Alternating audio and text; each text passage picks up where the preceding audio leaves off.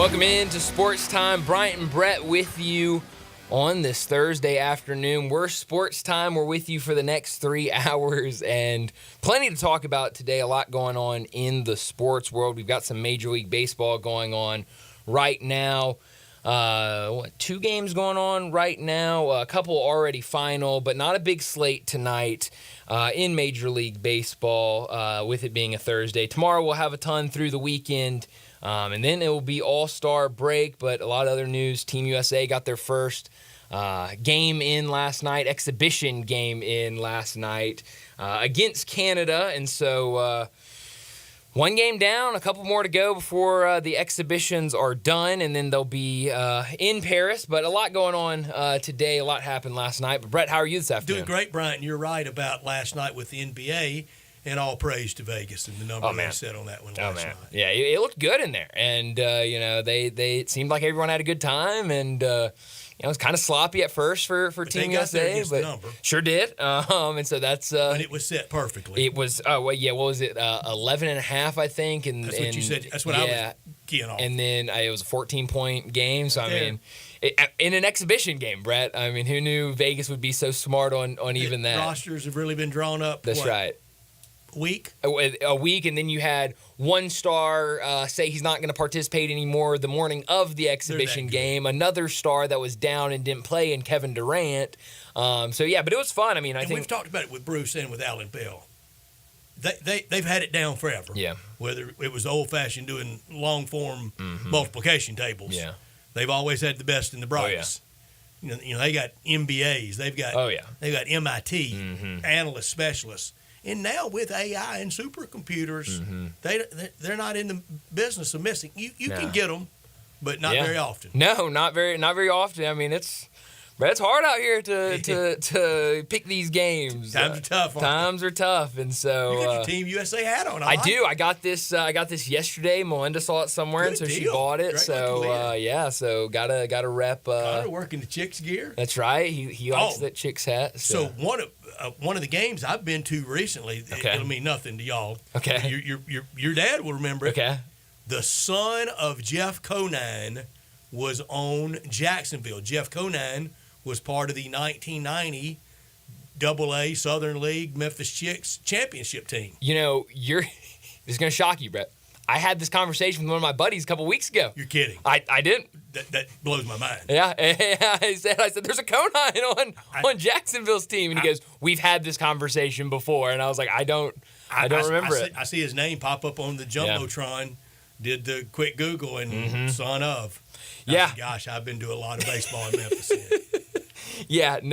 So it's always fun with especially minor league baseball when you'll see son of, brother of, nephew of, or something like that. The first one I can really remember, it didn't really hit me that much with Peyton. Now that was something though for my hero, my idol, for his son to be out there playing college football at Tennessee. I think the first one though was Brian Musso, son of Johnny Musso, as punt returner for Northwestern. And I'm watching the game. It was early in the year, 94, 95, and whatever TV announcer said, back to receive the punt for Northwestern, Brian Musso. Well, I knew his dad got drafted by the Chicago Bears and stayed there. Made a fortune at the Chicago Board of Trade. And, no Google machine then. Yeah. And, I had to... I might even had a Northwestern media guide or a Big Ten media guide. Wow. And figured out, and unique name. Sure, of course. But seeing son of Conine blew me away a few weeks ago at AutoZone Park. Yeah, no, I believe it. The ballpark the son was playing in, the clubhouse was much nicer than the cramped quarters at Blue Stadium, Tim McCarver Stadium. I believe it. It might come as a surprise, but I definitely believe it. But a lot going on.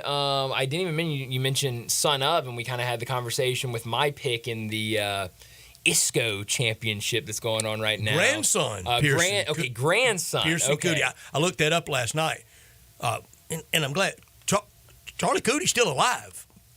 Good for him. One of the oldest living Masters past winners. Gary Player, the oldest. After I can't remember Mr. Burke's first name. After he passed, Jackie Berg, and then it fell to Arnold Palmer, and I think Charlie Coolidge next. Yeah, wow. So and I didn't realize this.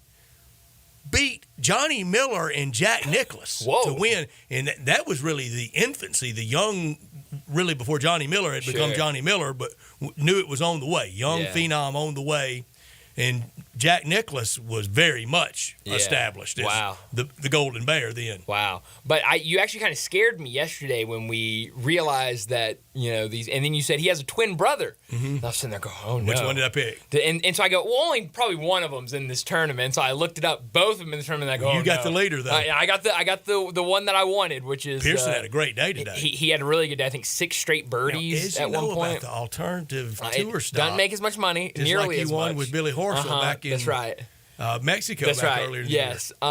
It's okay. Win's a win. Did you watch though any of the Genesis Scottish Open this morning? I watched some, but it's been a very busy day getting ready for next week. I believe it. Yes. SEC Media Days makes it very busy. What did you win when you won him? Probably not a lot. It wasn't. It's sad.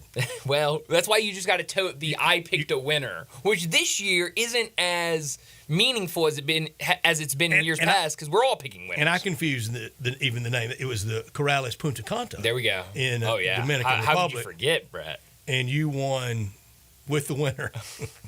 $720,000. Who was the winner? You, Billy. But Billy it was Horschel. Billy Horschel. Yeah. Okay, I couldn't remember who actually won that tournament. Well, Billy Horschel. Win's a win, Brett. A win is a win. But we've cooled off on our torrid pace we were on. Yeah, we were super hot. We're now 10 out of 14 this year. That's really good. It's still real good. That's unbelievable. Only picking 8 players. Sure, yeah. No, and for a lot of those weeks, that shock pick really didn't have a prayer. Exactly. And now kind of opened it up a little bit, but we haven't really picked a winner. We haven't nailed a winner since we've kind of opened it up to that. We do have something going on right now that I'm got an eye on. I don't know if I can. Can I talk about it yet or no? It's a tough line. Y'all don't have I'm not going to talk surprises about for it. me, do you? No. That's close to my birthday. There's something going on right now in Major League Baseball. Oh, good. I'm glad it's not about me. A specific pitcher is pitching right now, and he's no hitter. You can say it. They don't know we're alive. There's no hitter going right now. We have. I can't believe you're this superstitious, as faithful as you are, Brian. I mean, there's no way us talking about it at this studio in Memphis can affect it one iota. I'm telling you, if Paul Skeens comes out in the bottom of the 8th and gives up a hit, I mean, it would have happened if we had been talking about highlight. I don't know. Highlight, great sport. Wow, I didn't have that on my bingo card today. It has nothing to do with it. Well, you could walk by him in the dugout right now and go, you have a no-hitter. It affects nothing. Oh, Brad, I don't know. A C&I single would get through or a great play will get made. Has there been any defensive gems in this game yet? There's been some good plays. You have to have them. In the history of no-hitters, there's got to be somebody that face plants and hangs onto the ball. Well, we don't have to worry about it anymore because Paul Skeens has been taken out of the game. 6 outs remaining, Brett. You can't blame that on me, can you? I don't know. Maybe. I might have to, honestly. He's not injured, is he? No, I think they're just saving the arm. I think Connor's really mad at me. I think so. Connor, don't be mad at me. I had nothing to do with it. Hey, Connor did win a bet for Paul Skeens already today. Over 8 strikeouts, I think. Do I get any credit for that? I don't know. Why'd they take him out? I don't know. 6 outs remaining, and they take him out. I mean, he was up to pitches were... Was he over 100? Let's see what he was at. He was right at 99. I don't blame him.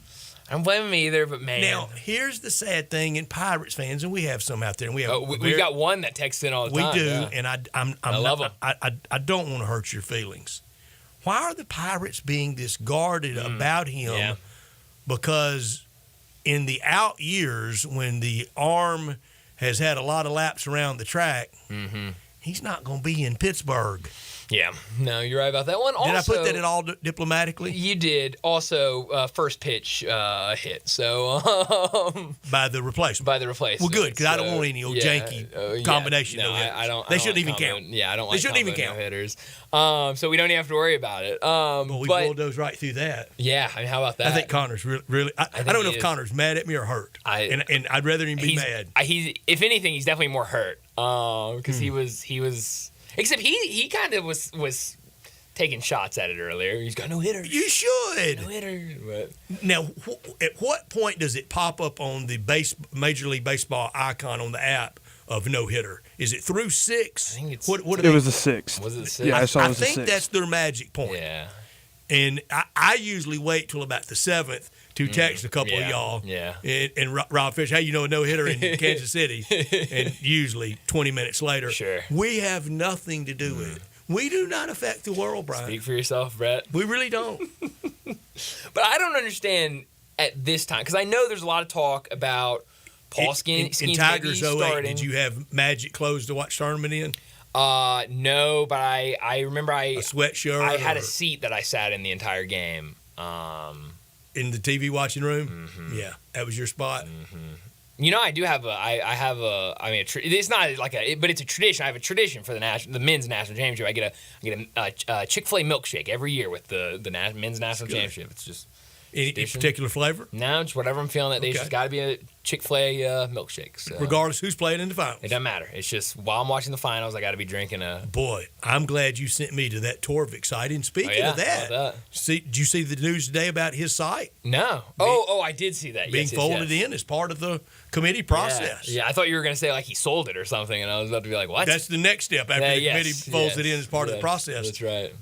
You go to the games already established as non-conference, and you add in the 3 in Hawaii. I think that gets the Tigers to 11. And I would say this, and it's no disrespect. The next 2 needs to be those gimme win by 20 games. Yes. The games that you're used to seeing as the first couple of games of the season. Yes. 'Cause Because the 3 in Maui and the other 8 already scheduled, I think it's tougher than last year. Yeah, no, I'd probably agree with that. And I mean, it's one thing at least to me. Maui's tougher than Bahamas Maui from last year. Miles tougher. Oh, we got to drag Greg into this. Definitely. But I mean, I think it's one thing, at least for me, when I hear of all the games, and I can go and look at a list of all the games, but seeing them kind of in a schedule format of seeing all the dates beside them and see how they're lined up, it looks even tougher. I mean, I'm not even going to lie to you. Like, did you in your head do W's and L's? I did not. I like to wait on it. I didn't either, but I kind of thought about it and thought, this is really tough. It's tough. It's really tough. If the Tigers get through that period this year like they did last year, it would be almost no way with this conference to blow in at large. No, I wouldn't think so. I actually think Bart Torvik has scores for these games. Like he has projected. Does he really? I didn't notice that. And I think even projected lines. Oh my! Well, if he can do that, then I have no inhibition about W's and L's in lightly shaded pencil. He feels good about. I don't know if I want to let him go on July 11th, though. I don't know if that's what it is or not, so I don't want to speak too much about it. But that's what it looks like to me, at least, just kind of looking at it. It's a great site. Oh, it's really good. And it's right now getting a lot of talk because it's kind of the first to go out there and do their preseason rank and kind of early. One of the headlines about Mizzou will be what's that? 19-game losing streak. Oh yeah, no, they come to FedEx Forum with. And I actually don't know what their non-conference schedule looks like. Well, that's opening night. So they'll come in here 19 L's. Sure, yeah, and so that one's going to be big, and they've done a lot of stuff over the offseason. Had a really good recruiting class. Total remake. Did some nice things in the transfer. I had to. When you lose 19 in a row, you got to do something. you got to change some things. So no, that's gonna. You're right. That's gonna be a massive status quo is line. not the plan. No. You gotta make some After changes. a great first year. Oh, it was terrific. I mean, we were talking about the new can't miss coach. Should have been a Sweet 16. Should have been. And then last year, a lot of high hopes coming into the season, and it was complete disaster. And so they're going to definitely be looking to make some noise this year. And I mean, for both those teams, Memphis and Missouri, game one's going to mean a whole lot. I think both teams get a win there. 1-0 will feel real good. Feel real good for both those teams. And 0-1 won't be. No. Fire everybody, no. not or mad at everybody. Not at all. And so that's what makes it tough because I think that's what we were all saying when that game was announced, that it's going to be the first game of the season. Is this isn't the usual first game of the season, and now it's going to be, and it's going to be much tougher to start the season when you've got to go up against SEC Usually opponent. An opening game has somebody with a hyphen in it. That's right. Yes, and so you feel good about that game, and then maybe move on second or third game. You've got some challenges, but Penny Hardaway not afraid to schedule tough and put them right there on the schedule to start the season. So I like it. And we'll see how it Mizzou, plays Ole out. Miss, Mississippi State, and who else at home should draw? Yeah, no, should really draw. I Better just draw. had it up. I wish I'd kept it up. But yeah, no. I mean, there's some really good home games this year. Road San Fran, road Vegas, Also, the three in Maui. Yeah. Arkansas State at home, Mississippi State. Arkansas State to bring a crowd, Ole some Miss. crowd. Yeah, no, I mean, the home games I think are really good. Missouri at home. So I mean, it should be some, and we talked about it a little bit, but even the university trying to implement the idea of that day against Mississippi State having the women's team play that same day against Louisville. So Create it's more excitement. Yeah, so I like what they're doing, not only with the schedule, but what the university is doing to try to get more hype around Funniest things. headline of the day. Did you see it from Roger Goodell? No. Headline reads, Goodell, we disagree with Sunday ticket verdict. I bet you do. Shocker.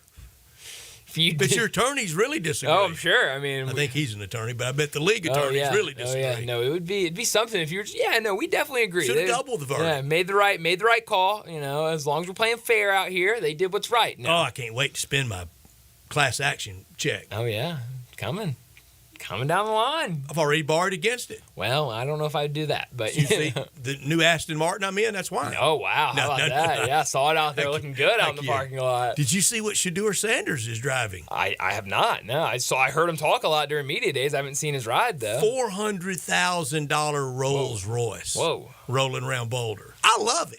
Good for him. Yeah. I mean, we talk about there was that one video of is that like a Florida workout, and I mean, it's just the players parking lot, and it was just Texas. Texas, another one. Yeah. They've got good deals for cars down there in Austin. Now let's be honest though, the parking lot at most athletic department, yeah, at the where the athletes live, where the jocks live. Always had different rides in it than at the dorm. Well, but Brett, the difference is then you couldn't walk down and take videos of it and post it on social media. Now you can. Now it's a recruiting tactic. True. Publicly. It might have been a recruiting tactic privately in the past. Best athlete driving a car at Fayette was two. One was legitimately his dad, his parents buying it for him. Stephen Jones. Okay, yeah. Jerry Jones is on. That makes sense. The other one, Channel 7 in Little Rock would give to the football coach and the basketball coach a sleek little two-door Mercedes type. All right. But foreign car, which was big. Yeah. Many people in Arkansas drive a Mercedes then. And one of the license plate had KATV, their call letters, and the other one had KATV 7. Okay. That was for Channel 7. Sure. Football coach drove one, basketball coach drove the other. Eddie Sutton's car, only person ever driving it, Darrell Walker. That's great. He treated it like it was his car. Oh, I love that. That's awesome. But no, you're right. It is cool to see what these guys are doing with their NIL now that they can make it and be so public about it. But we got a lot to talk about today, so let me set up today's show before we get to top and not top story of the day. 3:30, we'll talk some NBA. Mentioned it, the Olympic first friendly exhibition, whatever you want to call it, USA versus Canada last night in Vegas. We'll talk about that. Also, do we call them friendlies? That's what they call them in soccer, and I think even on when I went to go look at the line yesterday, I think it said friendlies on there. And I interrupt you. And rough night for the soccer. Oh boy, Brett. Come on now. Up over in the Copa. Brett, imagine that reaction if that were SEC football. Oh man. Oh yeah, I can't even imagine it. And we lived it with Malice. Sure, yeah. No, and that's what a lot of people comparing last night to Malice. But yeah, I know, see, even on the sportsbook, international friendlies. Okay. So, I guess that's so. That's kind of nice term. Yeah, we're just, So we're just competing out here, friendly. Don't make his elbow in the head. No. So we'll talk about that. Also, it sounds like the NBA is finalizing its media deal, $76 billion. That's what it is around an 11-year deal. We'll talk about that. And we're also going to rank the Olympic team roster 1 through 12. Brett, this was not easy. I finally got to the point where I said, you know what? Current, career, composition, however you wanted, favorites, what? I think everything kind of played a factor into it. It's so tough. I mean, these are the best of the best, and so I kind of just went down the list, and it finally got to the point where I kind of worked bottom up and then had a list. I did it more through the prism of I'm a coach, and I've got to send somebody to the scores table to go in. Yeah. Okay, I like that. So we'll do that in our next segment, 3:45. We'll talk some NFL, and also yesterday we ranked the teams that could win the Super Bowl. Now we'll talk about how many teams have zero shot at the playoffs. Go ahead, hang it up. On the clock. Get ready for the draft. You don't have the playoff. You're not going to the playoffs this season. We'll do that at 3:45. 4 o'clock, Keith Smith will join us from Spot Track and the Front Office Show to talk the NBA. Got a lot to talk about with him. Obviously, Team USA from last night, this new media package for the NBA Summer League, a little bit of everything with Keith Smith. 4:30, we'll talk some baseball. 4:45, we'll get to big number of the day. 5 o'clock, Greg Gasson. It's been a while since we've talked to Greg Gasson. He's been on vacation for the last couple of weeks. He'll join us at 5 o'clock to talk some Tigers. 5:30, we'll get to what's trending. And at 5:45, wrap up today's show like we always do with Taco Bell Crunch Time. Let me remind you, we're in our Family Leisure Studios where family and fun come together. Summer is here, and it's time to party. 24-foot above-ground pools for $19.99. All ladders, filter systems, and robotic cleaners, 20% off. Select in-stock patio furniture up to 50% off. Play gyms up to $1,000 off, and patio umbrellas, 20% off. Also, 4-person hot tubs, only $29.99. And don't forget about the discounted pricing on all in-stock pool toys and floats while supplies last. So head over to Family Leisure, 2120 Whitten Road, just north of I-40. That is Bryant. I am Brett, and Connor is producing. Everybody's mad at me over messing up the no-hitter. I had nothing to do with it. We're Sports Time, and we're with you until 6 o'clock, and we want you to be a part of our show at 901-360-8255. Text or talk at that number. That's the Sissy's Log Cabin text and talk line. And all our guests will appear on the Sissy's Log Cabin guest line at 901-360-8255. This hour of our show brought to you every day by Lexus of Memphis at 2600 Ridgeway and online at lexusofmemphis.com. Great offers on all 2024 models and always special lease options. Call them at 901-334-9673, but they want you to stop by the one and only Lexus dealership in town at 2600 Ridgeway and put yourself in the driver's seat of the all-new 2024 flagship LS500. You'll be looking and driving in style. Driving luxury and confidence, knowing that every new Lexus comes with complimentary first and second maintenance services. When you purchase a Lexus, you get top-of-the-line engineering and design, and they make for the luxury driving experience. Online at lexusofmemphis.com. Experience amazing at Lexus of Memphis. Top story of the day. Well, my top story of the day has got to be Team USA last night against Team Canada in a exhibition friendly, whatever you want to call it, but their start getting tuned up for the Paris Olympics. And I said it yesterday that I thought this game could be close. Canada could make it difficult for Team USA, and that, I wasn't going to bet it, but if you made me bet it, I'd probably have to go with Canada plus the 11.5. Now, I would have been wrong. USA was able to get there. They win by 14, but early in the game, it looked a little scary. Canada came out. They were knocking down shots, and you could see for Team USA, they were trying to knock some of that rust off for FIBA play. The courts are a little shorter, the rules are a little different, and so you saw some of the shooters especially kind of missing long on a lot of those shots, but as the game went on, they figured it out, and very quickly. Wait a second. The court's not 94 feet? No, it's like 90, what is it, 93 and a half or something? It's just a tad short. They're talking about the dimensions. The court's a little smaller, I believe, at least from what they were saying on the broadcast last night. But, Team USA, they were down after the first quarter. So Gene Hackman would be wrong. That's right, yeah. Getting ready for Hickory to play. That's right, yeah.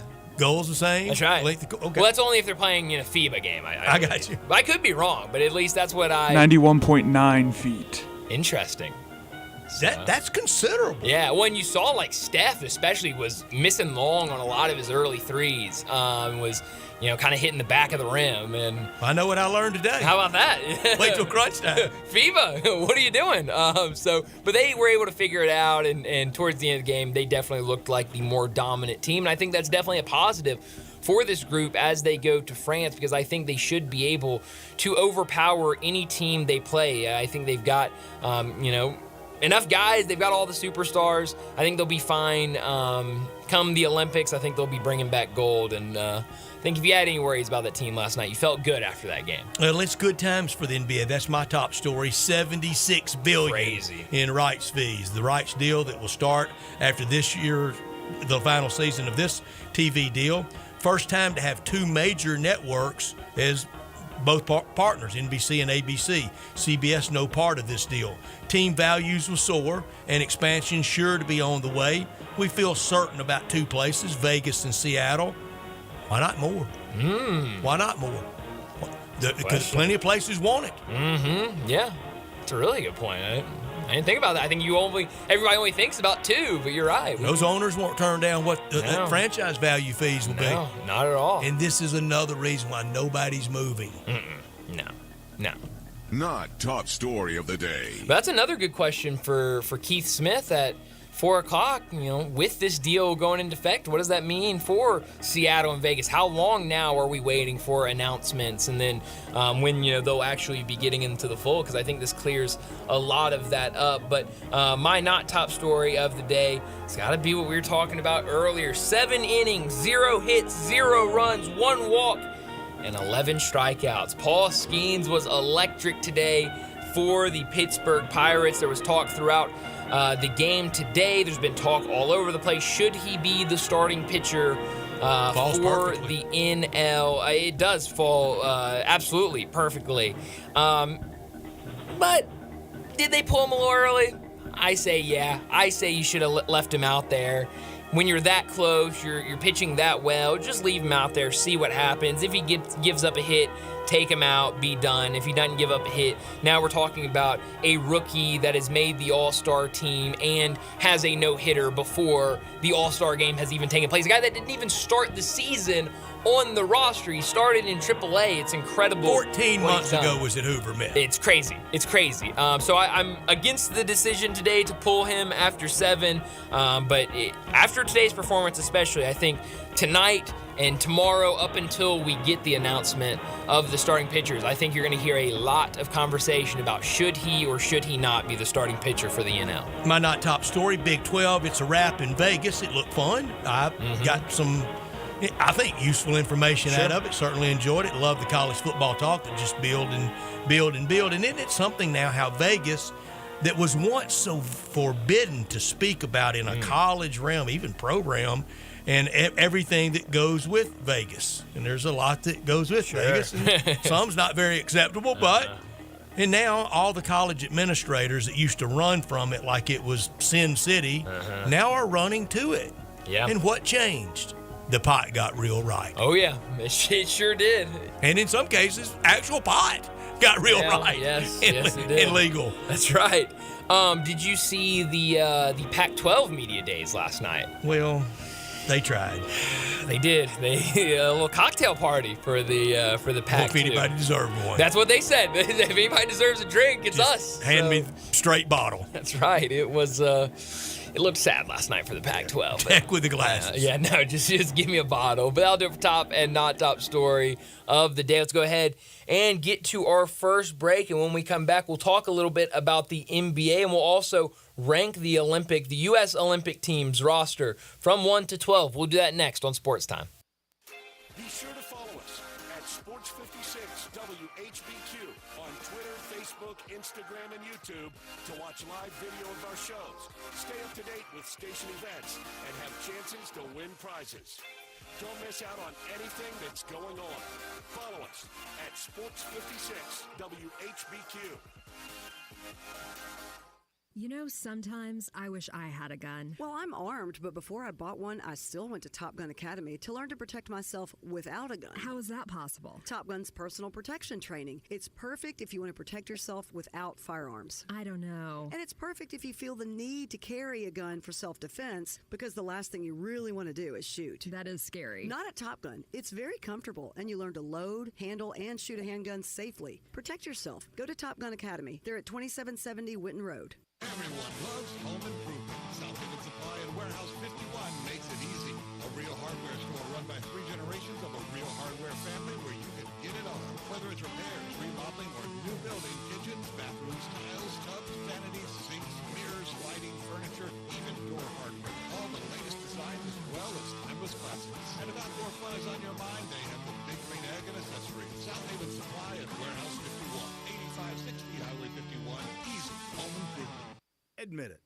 When you start thinking about tastes of Memphis, you think treats, sweets. You think Dinstall's. For 122 years now. What is that, 5 generations? When people wanted something to bring to a party that will just make everybody happy, they bring out Dinstall's. 122 years of cashew crunch, of heavenly hash, of turtlettes, of their award-winning fudge. That's worldwide. It's known that well. Then there's the milk chocolate. It all starts there. There's the double-dip peanuts. And then every fall, those famous chocolate-covered strawberries with that fondant. And they won't tell you what's in the fondant, but it makes it oh so special. And easy to get to. 5 locations. There's where they make the candies in Pleasant View. There's Germantown. There's Collierville. There's even one downtown and in my neck of the woods in Laurelwood. You know what? 122 years made in Memphis and enjoyed by the whole world. Dinstall's.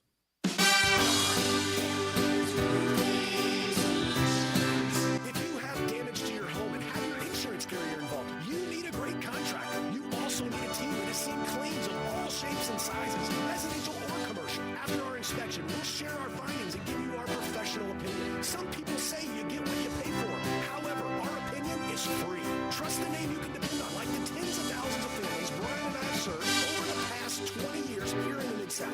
Brian Elmer Roofing. We'll measure your roof from outer space and share our team's experience for your property and claim. Repaired roofs, replacement roofs, big roofs, tiny roofs, insurance roofs, flat roofs, TPO roofs, asphalt roofs, tile roofs, slate roofs, metal roofs. If your roof needs some love, call me. 901-867-0303. We'll schedule a line.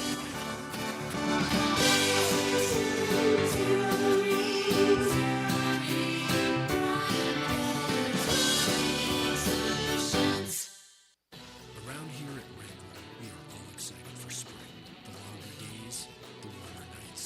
When you've got your pick of shorts and jeans, either works just fine. Blue skies, open roads. Wrangler, for the ride of life. Ole Miss Rebel Yell is back. The Rebel Yell Hotline Radio Show is back on WHBQ Sports 56 and 98.5 FM. Every Monday night at 6, hear the latest news on your Ole Miss Rebels with Yancey Porter with 24/7 Sports. Former Ole Miss defensive tackle Mike Fitzsimmons, Gordon Ford covering SEC Sports Call, and former Ole Miss baseball announcer Gary Darby. From kickoff to free throw to extra innings, your Ole Miss sports on the Rebel Yell Hotline Show right here Monday night at 6 on Sports 56, 560 AM and 98.5 FM. Your Mid-South Sports Station. Sports 56 traffic. Good afternoon. Traffic's cranked up quite a bit in the last 15-20 minutes, but it's moving over here on 40 East, let's say from Morford, Hollywood, all the way over to White Station.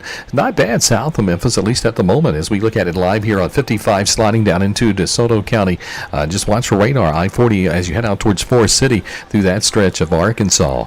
Hey, Weimer's Jewelry, 7525 Highway 64 is your full-service, family-owned jewelry store right here in the Memphis area. I'm Commander Chuck with your on-time traffic. Now back to Sports Time on Sports 56 and 98.5 FM. This hour is brought to you by Lexus of Memphis. Here are your hosts, Brett Staff, Sports Ruby, and Brian Davis.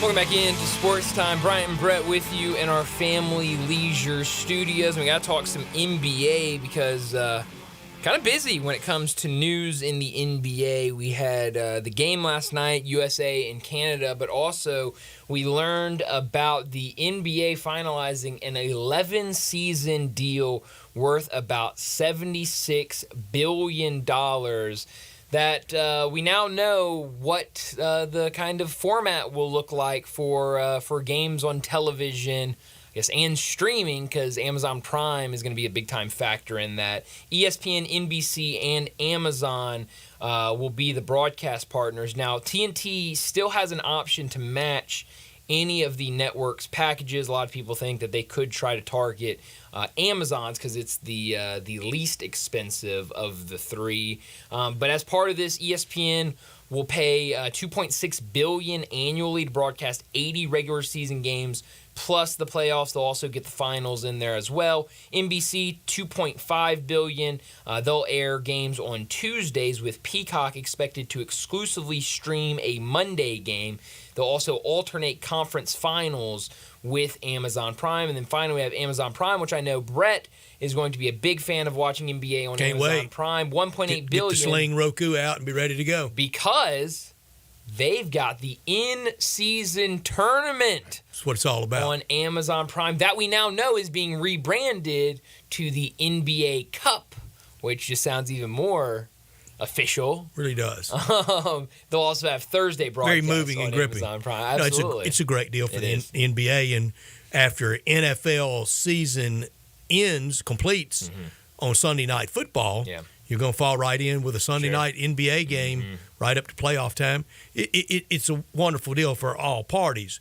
And we know with rights fees, you get to, 11 years, we'll get to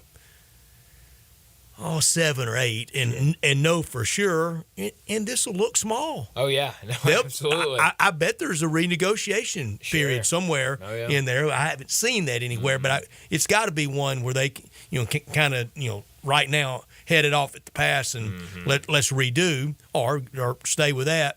But it will look small at the end of this in 11 years. I know that's hard to believe for people, but it will be. We know with all these fees how they go. Oh, yeah. Come Olympics time, I'll get it out of what ABC was paying like to carry the 64 and 68 Olympics compared to what NBC's paying for this one. Now, that's the leader in all, increased rights fees. Yeah. Always has been. But Super Bowl, same thing, and every other conference, pro and college out there, same thing. Oh, yeah. No, absolutely. And you mentioned it earlier. I mean, and I'm very curious to ask Keith Smith this.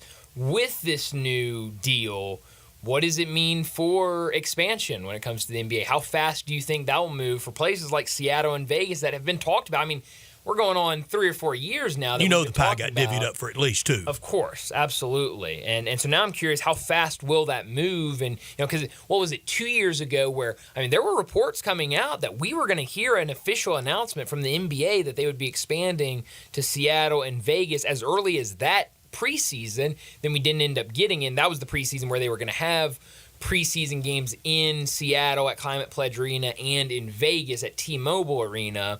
We didn't get it, but I figure with this, in the relative near future, we'll get some news on them officially announcing at least 2, but like you said, we could see more. And with expansion, this is more of a reason. If you want to get to these loggerheads in negotiations, I think you can, and we're doing it here on public money, state money, that it's not taxpayer money.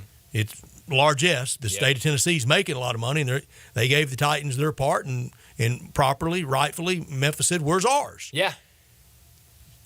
You could have played harder ball, but why? Because we want to keep the Grizzlies, don't we? Sure, absolutely. They're giving us the money. It's not taxpayer. So why be disjointed about it? Well, that's a good question. Work with them. Yeah. Make sure to make it nice and keep it up. The St. Louis baseball Cardinals are getting ready to go through it in St. Louis. Now, that's more taxpayer and more subject to a vote like got denied in Kansas City. No, you're right about that. And for the Royals and for the Chiefs. Yeah. So, I mean, it's going to be interesting for sure to see how all of this plays out. But you're right, a massive number for the NBA.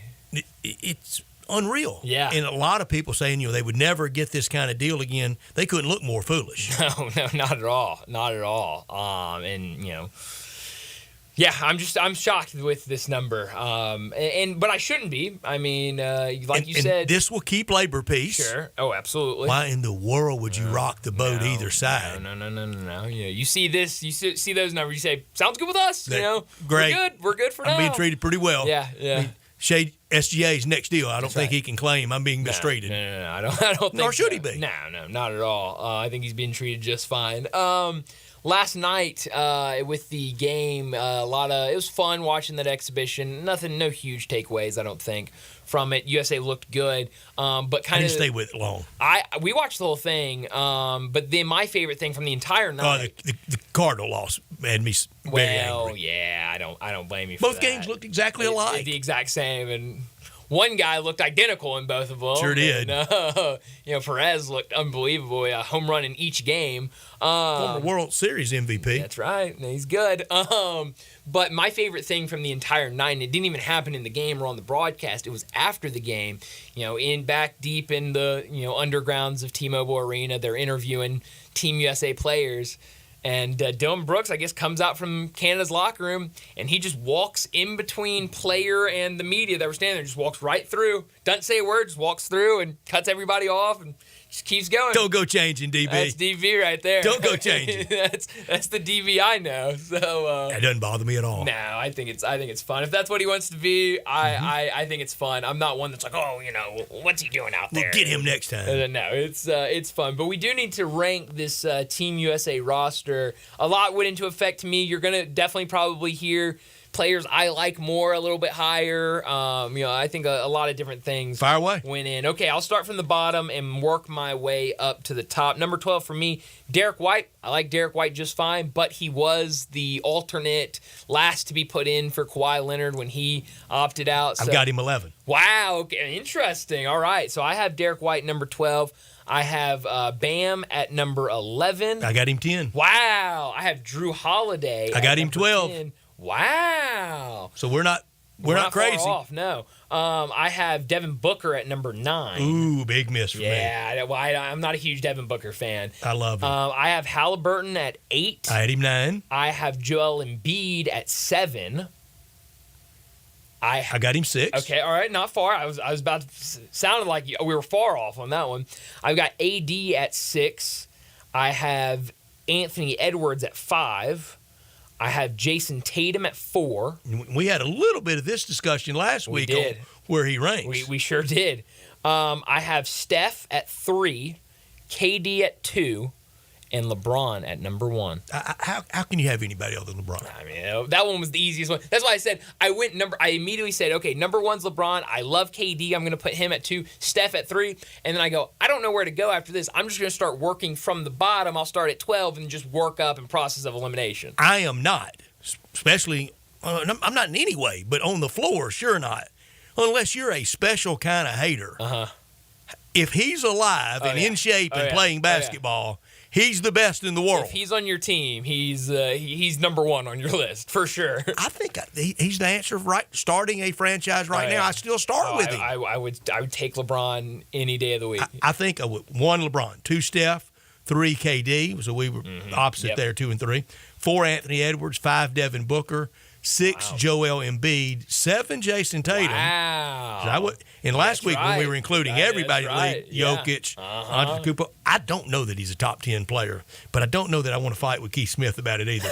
No, I know I don't want to fight with Keith Smith about it because he'll drop a house on me. 8 AD, 9 Tyrese Halliburton, 10 Bam, 11 Derek White, 12 Drew Holiday. We're not far off at all on our list, which I'm kind of surprised because with how good this team is and the players on this team, I thought it could maybe get all over the place. But, it's really – I think this shows a lot. Every year, whether he comes in once or twice, whatever, the number 1 crush, hey, can you get me 2 for the Grizzlies? It's for LeBron. Oh, yeah. I mean, he is the MJ of this era. And I think, you see everyone arguing who's the best of all time. It's, LeBron or MJ. And so, that same pool that MJ had, LeBron has, and everybody wants to go see him. And, it's always, you better get your tickets early if the Lakers are in town, or back when he was with the Cavs, when the Cavs are in town. I mean, he creates a buzz. He absolutely creates a buzz every time he's here. So it was fun last night watching them. They'll have another exhibition Monday night. And then a couple more after that before everyone goes over to France for the Olympics. But I thought a really good showing for them.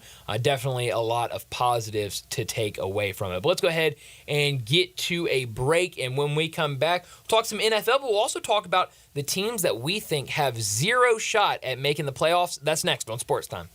We are real sports talk. Sports 56 WHBQ. Available on your radio dial at 560 AM and 98.5 FM, as well as around the world online at sports56whbq.com. Take us with you everywhere by downloading the Sports 56 app. And at home, just say, Alexa, play Sports 56.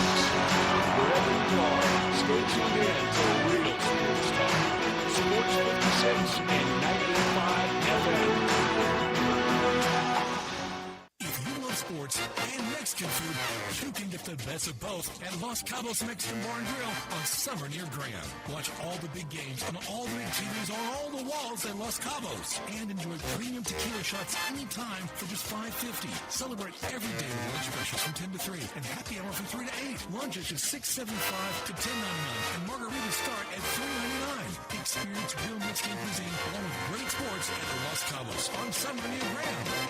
At Progressive, we know there's a lot of things you can track. Steps, calories, heart rate, your pet steps, screen time, the whereabouts of your favorite celebrity, how long you slept, how long you didn't sleep, how long you thought about sleeping, how long you thought about sleeping. But none of these things could save you money, unlike Snapshot from Progressive, which customizes your rate based on how and how much you drive. It's much better for your bottom line than tracking your Cocker Spaniel's resting heart rate. So download the Progressive app today. Progressive Casualty Insurance Company and affiliates. Snapshot not available in California or from all agents. Surcharge possible for unsafe driving.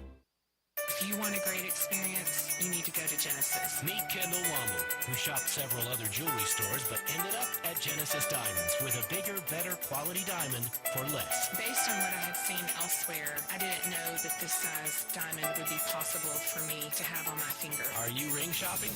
Genesis Diamonds has one of the nation's largest selections of GIA-certified diamonds at the guaranteed best prices, bar none. You're going to get the most value for your dollar at Genesis Diamonds. You're going to get the best customer service in town and probably in the entire state. And that's what Kendall really loved. The personal attention, the relaxed environment, the no-pressure shopping experience. This jewelry store was like home. It wasn't walking into corporate America. Nothing's a sales pitch here. It's all genuine. They're like a family. Genesis Diamonds. There would be no reason that I could ever think of that you would not go to Genesis first. And if you leave Genesis and try to shop around, you will come back to Genesis. Memphis's direct diamond importer at Poplar and Perkins Extended. This is the story of the one. As head of maintenance at a concert hall, he knows the show must always go on. That's why he works behind the scenes, ensuring every light is working, the HVAC is humming, and his facility shines. With Granger's supplies and solutions for every challenge he faces, plus 24/7 customer support, his venue never misses a beat. Call, hit Granger.com, or just stop by. Granger, for the ones who get it done. If you own a business, you know Luttrell Belting keeps you moving. Luttrell has cost-effective belts, conveyor components, and 24/7 on-site service to keep you operating smoothly. Text are just a phone call away at 800-441-8946 or online at LuttrellBelting.com. Luttrell's Memphis plant stocks belting in nearly every size and finish, and if they don't have it, they'll make it. From ordering to selection, fabrication, and installation, your Luttrell sales rep is there for you. Luttrell Belting keeps you moving. Now back to Sports Time on Sports 56 and 98.5 FM. This hour is brought to you by Lexus of Memphis. Here are your hosts, Brett Stat Sports Movie and Brian Davis.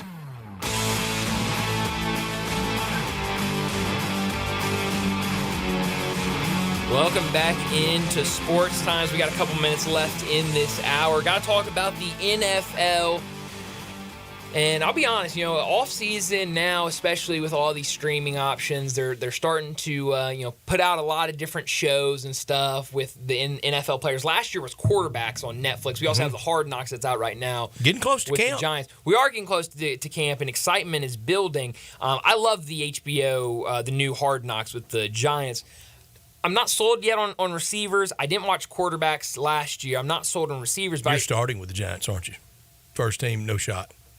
It's the Giants. It's not my first team. Right division, though. It's my first team. But that other team in that right division, I hope at least, is on my list. My first team, no shot. Cowboys. Yo, get out. No, of I'm here, kidding. Brad. I'm kidding. No. Okay, well, I hope. I'm glad it's not the Cowboys. It's not the Cowboys. I'm glad. But I did see this. I want to bring this up before we get to our list because I am excited to talk about these teams. I think zero shot of making the playoffs. I saw this yesterday. Amon-Ra St. Brown in this show Receiver on Netflix said that an MRI after week 4 showed that he tore his oblique, quote, completely off the bone, which sounds extremely painful. And he was talking about the pain and what they were having to do. I would still be in the hospital. Stuff like that. He missed one game and recorded 115 catches and 1,458 yards in his 15 games after the injury. Love handle? Oh, yeah. And they showed, they were over there, putting that cream on it and all of it during the games. I need the whole tube. It was, So, incredible player for, an incredible player to be able to do that with a torn oblique. Because you got to really stretch to make some catches, and then you get tackled. And when you're Amon-Ra St. Brown, you're being targeted very often. You're going to be hit, and it's that was impressive. I wonder how often that showed up on the injury report. That's a good they question. could be in trouble over that. That is a really. You're good not question. supposed to. No. Get weird with that injury report. No, not at all. And I probably good chance they did get a little weird with that injury report. All right, Brett, your team zero shot. I have 5 to the playoffs. Okay. How many do you have? I have 6. I have New England. I have New England as well. Incredible. We're having that conversation. It's crazy. Arizona. I do not have Arizona. Wow. So we now at least have 2 teams different. Carolina. I have Carolina. Tennessee. Wow, I do not have Giants. Tennessee. And the Giants. Okay, all right. So our lists are a little different. All right, here are mine. I've got the Patriots, like you do. I have the Panthers. I have the Commanders. I have the Giants. I have the Raiders. And then... Well, the Raiders have a shot. I don't know, Brett. They haven't got a quarterback. If Gardner Minshew's your best option or Aiden O'Connell, I don't know if I really trust you. Defense will probably be good. I just don't trust that offense. I'm gonna throw a Hail Mary here. Chicago Bears. No shot. No shot. Well, I categorically disagree. Zero shot, Brett. Could win the division. Ooh, all right. I like that. One of us can be real right or real wrong. That's right. I'm not saying going to win the division. Real wrong. But could. And if they win it, that will probably be a 9-8 or 8-9 winner. Here's going to be, we talked. Detroit's not going to be that bad. We talked. No. No. We talked so much about superstition earlier. Here's one. I think the Chicago Bears are cursed. The curse of just in general? The Bear Beano. How about that? I didn't see that. Been a long time since the 85 Bears, though. That is true. And, they were that good, though. And they've just been so bad. Justin Fields, they get him in, and he can't do anything, and now he's in Pittsburgh. I hope Caleb Williams is good. But they were in the playoffs not that long ago. No, not that long ago. The tip field goal that they blamed on the field goal kicker. That's right. But I'm gonna go. Jay Cutler got him to an NFC championship game. Jay Cutler, better than people give him credit. I think he's much worse. He shouldn't get the credit he gets. Well, I'm gonna go against the grain here, and I'm gonna say a bad season for the Chicago Bears. Caleb Williams ends poorly for him after year 1. I think he has an okay season. I don't think it's. I don't think no it's rookie great, of the year run. I don't think so. I think it's somebody other than him. But we're gonna take a shot here. Probably be completely wrong, but that's what lists on July 11th are for. I wonder what curse they're under though. I'll find something. You give me some time. Maybe it has something to do with the field goal. I don't know. Could be. I'll have to go back and look, but that's a good place to start. Curse of. I don't think Soldier Field is cursed. It's been different since the remodel. They're getting out of there. I would love to see that, actually. That's a great idea. Caleb Williams before game 1, bring out the sage, walk around the field like Kyrie did in Boston. It was really weird when the Vikings went to a dome because they were the ultimate outdoor team, and Bud Grant wouldn't let them wear coats. It's going to be really odd to see the Bears in perfect conditions every week at home. That's right, yeah. No, I mean, I think a lot of those kind of, northern teams are kind of in the same. Brian, I can remember it being weird for the Lions. Really? Yeah. Yeah. A million years ago. I mean, that does surprise me because they're kind of in that same mix of teams that I just don't see. Literally almost 50. Yeah. The last time they played at Tiger Stadium. Wow, that's crazy. But, I mean, like, I'm trying to think of just teams that aren't in a dome right now that if they went in a dome, it would just be, like, hard to imagine. And that's a contrast of how things have changed. The idea at Old Metropolitan Stadium in Minnesota and at Tiger Stadium, both teams on the same sideline. Kansas City did it before they went to Arrowhead. Wow, interesting. When they played at Kansas City Municipal. Right. That they shared with the Athletics. Interesting. Huh. Interesting. But you're right. Bears in a dome, just it's even to think about it. The famous Christmas game that Gary Upremian kicked the winner in sudden death, and he ran to the Dolphin sideline. He ran right in front of all the Kansas City players. They were all on the same sideline.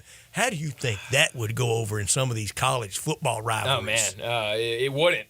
I mean, wouldn't go over well at all. No. Wouldn't last long. No. Would not last long. Not well thought out. No. Glad we've kind of changed some things in terms of where teams are on the sidelines. Between the other team on your sideline and the catch net beating up OBJ, it could really get dangerous. It could get really ugly, that's for sure. Let's wrap up our first hour and get to a break. When we come back, we're talking the NBA with Keith Smith.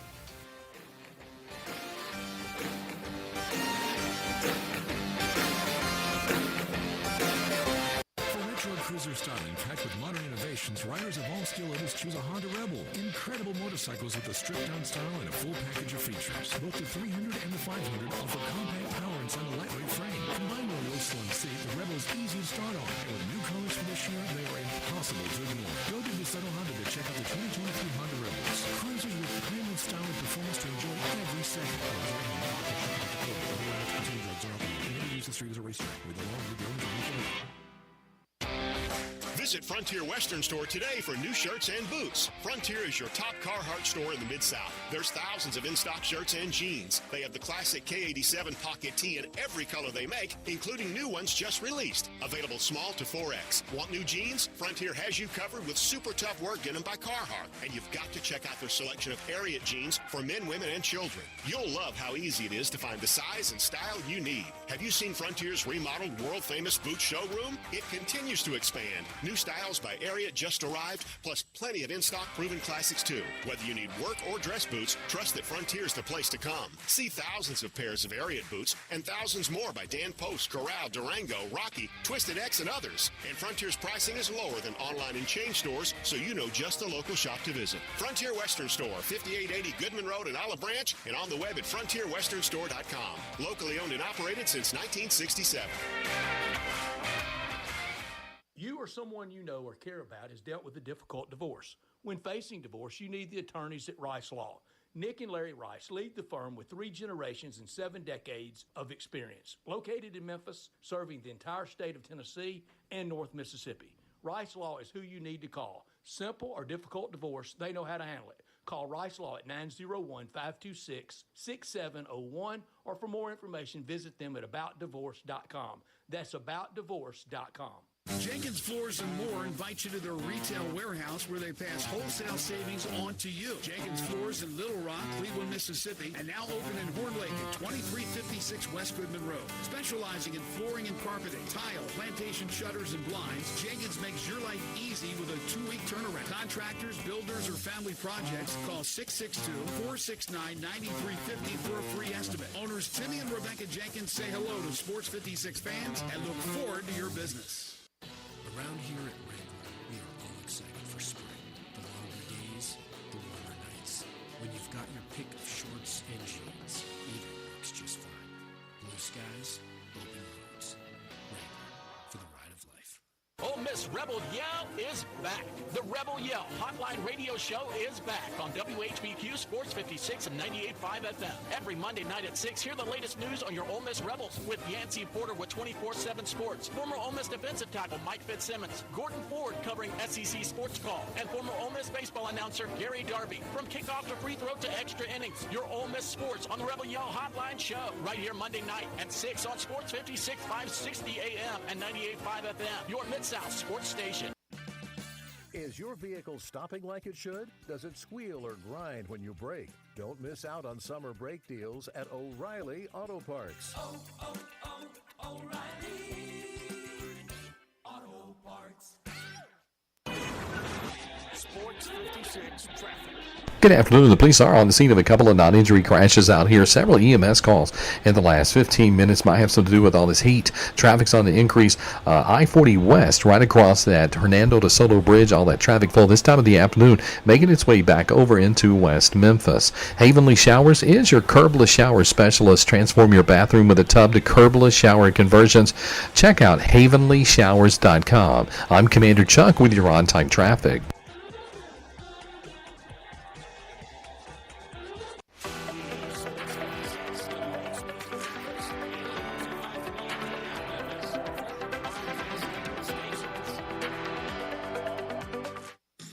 Time to talk NBA with Keith Smith from Spot Rack and the Front Office Show, and on Twitter X at Keith Smith NBA. Here's Keith Smith talking basketball with Bryant and Brett. Keith Smith joins us now from Spot Track. That music's really appropriate today, isn't it? It's really good, and that's, I guess, where we can start off with Keith. Keith, thanks so much for joining us, and we heard about the figures for the NBA and their deal. 11 seasons worth about $76 billion with ESPN, NBC, and Amazon set to be the broadcast partners. Now, TNT does have an option to match any of the network's packages. What do you make of this deal for the NBA and the networks that we'll be seeing NBA being played on for the next 11 seasons, I guess? Yeah, I think, as far as the TNT match goes, the league has said it's not just matching the money. They need to match the programming as well.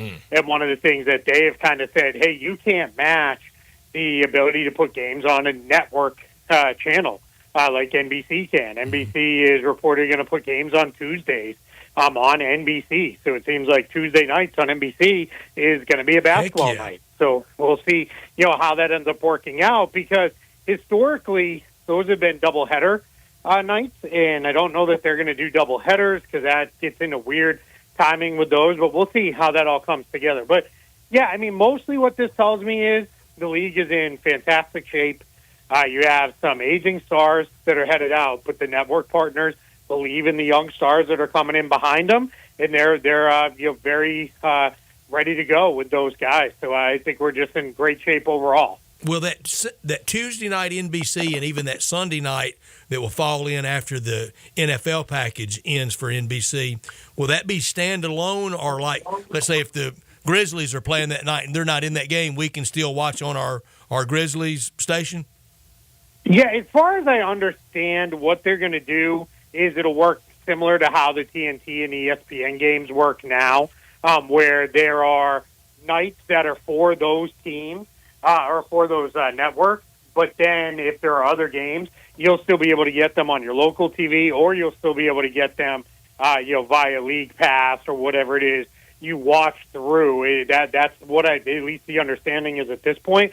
We'll see kind of how that comes together over the next little bit here, because right now this is all starting to just details coming out, I guess, is the best way to put that, and we'll find that out. But I do know the league has said they will not go back to saying, all right, Thursday night is the TNT games only. It may be like a lighter night on the NBC night, but...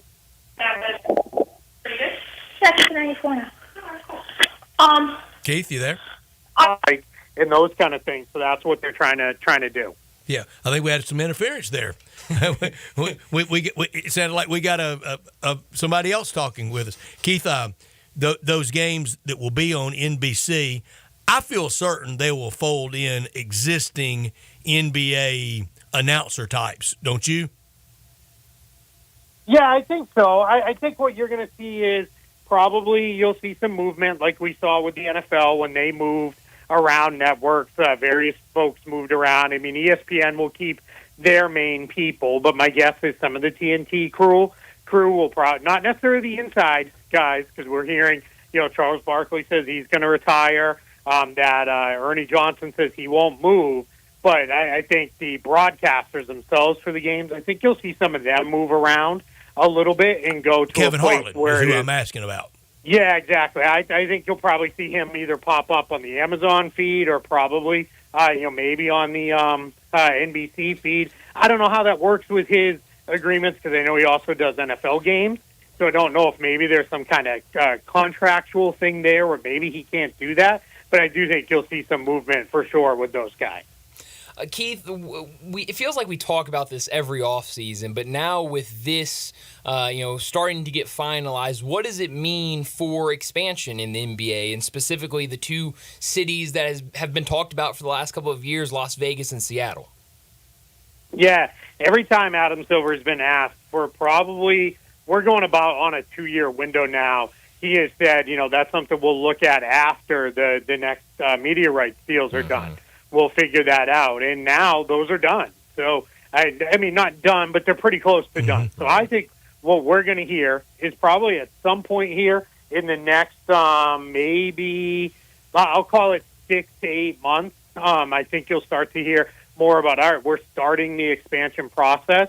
But this is not going to be something where he says that and then the next season there's necessary teams. I think we'll get, we're starting the process. Then it'll probably be, we're taking bids, and then it'll be a year from then that we'll see teams kind of get in the mix there because they don't know, it's just one of those things that takes a little while. But Seattle and Las Vegas are the presumed front runners. We continue to hear, folks talk about Las Vegas like it's a done deal. And even Adam Silver has said, hey, Seattle, we didn't want to leave there when that happened. We'd like to be a part of that market again. And I think those are going to be the two for sure. But the thing I'm wondering is, do you start to set the stage for, all right, if they get, let's say they get 4 cities with great bids that have a ton of interest, do you set the stage for, all right, we do 2 now, and maybe in short order, we do another 2 down the line and really open this thing up? Yeah, that's it. And then that would really mean some movement of teams from conferences, and we've always been, the easternmost Western team. Yeah, absolutely. Yeah. So what I think, there's a lot of questions of, what will happen. Well, the number one thing people get wrong is if Seattle and Las Vegas both come in, only one team needs to move. That's right. We don't need to move 2. That's right. Right. I see all the time. It's always, Memphis and New Orleans or Memphis and Minnesota or whatever, right? 16 and 16. That's right. Exactly. Yep. So it's only one that needs to go. There's a lot of folks who think it should be Minnesota because they're pretty far away from anybody they play, and they're also very close to like Milwaukee and Chicago and the teams in that area. There's a lot of folks who say Memphis because of the reality is you end up playing half your games each season outside really 2 time zones over, right? So that becomes like a whole thing with them. And then there's some who have said, well, New Orleans isn't that far off of some of the teams that here in Orlando and Atlanta and those types of things. So I think this will be a chance for the NBA to really look at how do we do this overall? What do divisions look like? What do conferences even mean anymore? I think, Adam Silver, under his charge, they've been very thoughtful about the way they do these things. And they're also open to, let's try something completely different and new. And I think we may see some of that happen as well. I got the map out. And I don't know, I don't have it longitude and latitude, but New Orleans may be a little more eastern than us. I think it is Memphis if you actually do it. Yeah, I think it's a little to the right Memphis, of us, but it's close. A little bit, yeah. I mean, I don't have my abacus out, but which abacus would do nothing if I was trying to figure that out. But I think so. But that's been long discussed, and the league's in a really good shape. The only person that wanted out of Seattle was Clay Bennett. Yeah, absolutely. I mean, you ended up in a spot where that was I think if there's a black mark on David Stern's legacy, that's it. It's the team leaving Seattle. Like especially when it looked like there were some owners there who were lined up to, maybe do everything it took to keep the team there. Now, a lot of people will say, hey, they weren't doing anything with the arena. The arena was, massively, not anywhere near ready and all those things. And I think those are things that get said. And, I have long felt, I don't love the idea of making everybody pay for arenas for billionaires. Like, I've never really totally understood that process, but I also understand having a team, means an awful lot of jobs, an awful lot of interest in your area and those kind of things. So I fully get that part of it too.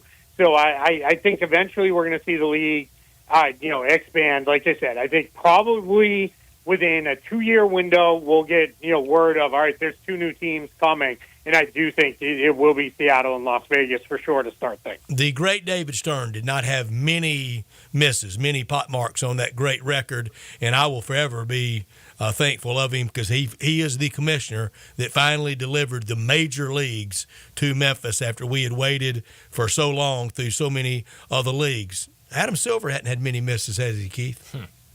No, not really. I mean, it's funny because people like to blame a lot of things on Adam Silver, and there's a lot of, quite frankly, in my opinion, stupidity that gets said on social media about stuff. Like, right now you're seeing, this CBA is all Adam Silver's fault. Well, Adam Silver maybe has the least to do with it of almost anybody up there. That's between ownership and their negotiating committee and the Players Association and their negotiating committee. He's there because he's trying to keep things moving, but, like, it's not, he's not the one, in there hammering out all these details. And I think people need to remember, too, he works on behalf of the owners. But, for the most part, I think he's come in and done a really nice job, with the league. He walked right into that Donald Sterling situation and took immediate action and said, nope, not having it. You're out. See you later. Robert Sarver was moved out when his behavior got to a point where they didn't want to deal with that. Now, some will say, yeah, out, but they still got billions of dollars when they sold their team. Well, that's not on Adam Silver. That's not, he can't make them give away their franchises. He doesn't have that kind of power, and no ownership group would ever vote him into that kind of power. But, when he said, you got to go, the owners backed him, and they voted to get those guys out of there. And that's big, stuff there. And then he's been at the forefront of things like the in-season tournament, the play-in tournament, things that have changed the fundamental way, we watch and consume basketball, and big part of this media rights deal. So I think, this is all good stuff. Does it send chills through people when the assistant says line one, the commissioner, like it did with David Stern?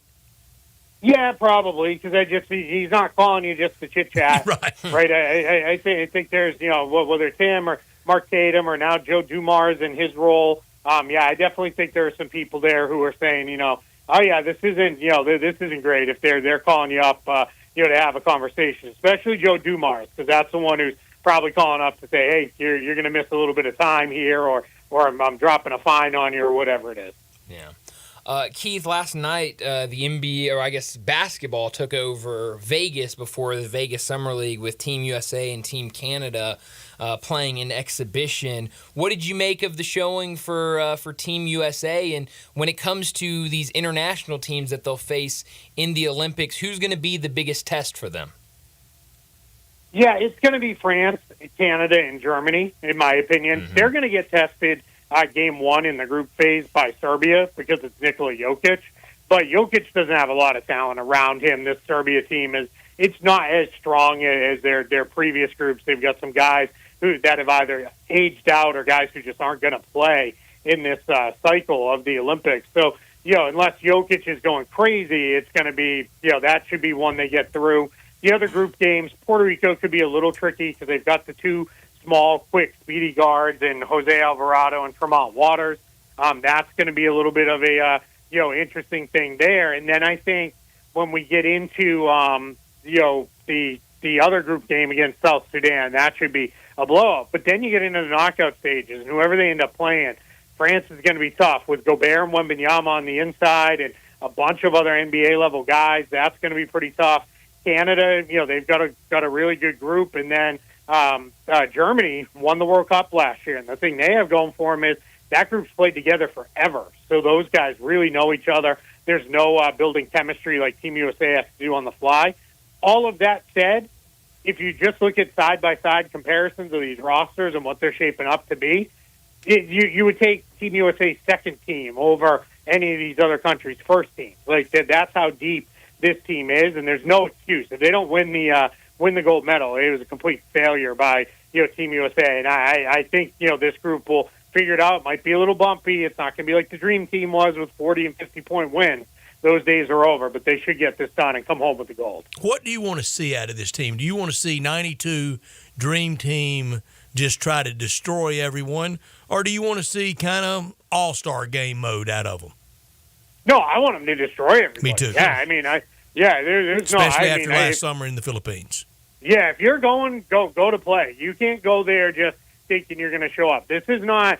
These teams are not going to be taking pictures with you on the court before the game and trying to get autographs. Making sure they can line up things, for post game in the middle of shooting free throws and the like. Like that's not a thing anymore. These even the lower end countries that are newer to this process, they're not coming in with this awe of the United States, because these guys are all professionals, and many of them, even like on South Sudan's roster, they've got guys who have played in the NBA and play in the NBA now. So they're going to be coming in, looking, hey, we're here to compete. We're not here to just kind of be here for fun of it. So, the United States has to show up ready to play. They cannot just walk out there and assume, all right, we just need to, kind of be here and it's enough. They have to go. So, yeah, I want to see them lock in. And I say this all the time. The Olympics are the time. I am 100% biased sports fan. I am, over the top. I will be yelling at the TV, and everything else. Like anything else, I try to be a little bit more unbiased in the world of basketball and even just other sports in general. It's bled over, but not when it's for the country. Then I am 100% in, and USA all the way. Same, Keith, and I want a margin or 2 or 3 to be to where some national columnist or somebody post game at the player availability ask, was it really necessary to beat fill in the blank by 61? Well, yeah, they were out there. Too bad. Yep. Yeah, I'm with you. Now, you could be reasonable. We don't need to, full court press up 40 in the fourth quarter. Like, there's no reason to rub people's up noses 30, in though, it. you can. But if you're beating them, just keep doing your thing. Yeah. It's I've always felt too. I always go back to Steve Spurrier had a really great quote back when he was coaching the University of Florida when they said to him, hey, you're running up the score on some of these teams. And he goes, it's not my job to stop my team from scoring. And then he went further into it. He goes, if I've got a third string fullback who might only play 12 snaps all year, I'm going to deny him the chance to score a touchdown because, somebody's feelings are going to be hurt on the other side. And my feeling has always been, and I've been on the side where I've gotten blown out in some different sporting events. And then the other team, they're no longer really even playing the sport, right? They're just kind of passing it around and goofing around. And, they're no longer playing. And that feels worse. I'd rather just take my beating, by playing it all the way out. And the real beauty of Steve Spurrier, he lived by it. If you got a chance to whack him like that, go ahead and do it. Yep. Absolutely. Yeah. That's how it should be. That in my opinion, it's, blow a tap. And like I said, you don't need to be rubbing people's nose in it. That's where I'm a little like, all right, come on, what are you trying to do to, people? I don't want anybody, especially at like youth levels and those things. That's where people get insane about this stuff, where it's like, I don't want any kid walking away thinking they're so bad that they quit the sport entirely. But, once we get into high school, college level, like if you're taking a beating, you take a beating sometimes. That's life. Mm-hmm. Talking to Keith Smith. He joins us every week to talk the NBA from Spot Track and the Front Office Show. Keith, last week when we talked to you, there was a lot of anticipation for Zach Edey and his Summer League debut for the Grizzlies. He's played in one game. He did not play the next 2 games, and it's unclear if he'll play any in Vegas because of a minor ankle injury. But what did you make of that first game? Going up against Walker Kessler, they end up losing in overtime, but he gets the tip in to send it into overtime. What did you make of his first appearance in Summer League? Thought he looked really good. I really don't care about the wins and losses. That doesn't matter at all. Who cares about that? It's the how did he look and how did he look when he was matched up against NBA competition, which it was great that it was Walker Kessler because it's the guy who's a legitimate NBA starting center. So I thought he played really well. I thought he moved well. I thought he showed off the really nice touch that he has in the paint and around the basket area. he's going to stumble into 8 to 10 rebounds just because how big he is. But he also, he goes and gets the ball. He's not just kind of, I got to reach up and hope for the best. Like, he goes and gets it. And then he had some really nice shot blocks, too. Now, you saw a couple moments where it's going to take him a little bit to adjust to the NBA speed and those kind of things, especially on defense. But, for the most part, I thought he looked pretty good. I'm hopeful, he'll recover and be able to play in Las Vegas because I think, I do think these reps are important for these guys. If for no other reason, what it does, especially if you're going up against other NBA-level guys, then you walk into training camp a couple months from now, and you're like, I can do this. Like, I'm not. You're not nervous and scared and wondering, can I play at this level? And none of them would ever admit it, right? You don't make the NBA unless you're supremely confident in your abilities. But it's always in the back of your mind. If you can knock some of that off before you get there, so much the better. What are some of the other players that have impressed you?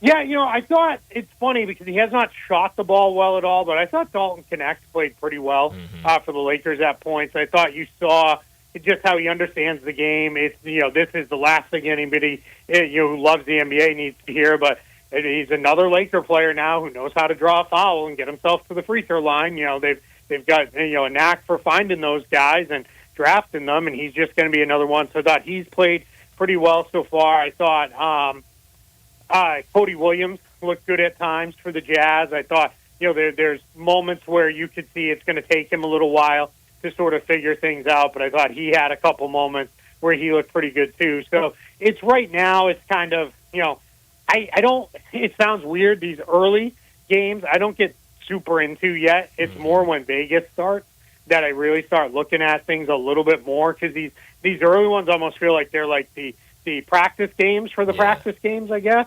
So it's but yeah, I'm excited for everything to get really cranking tomorrow night. Well, who are you looking forward to watching in Vegas, or maybe some guys that you want to see something from over this next week in Vegas?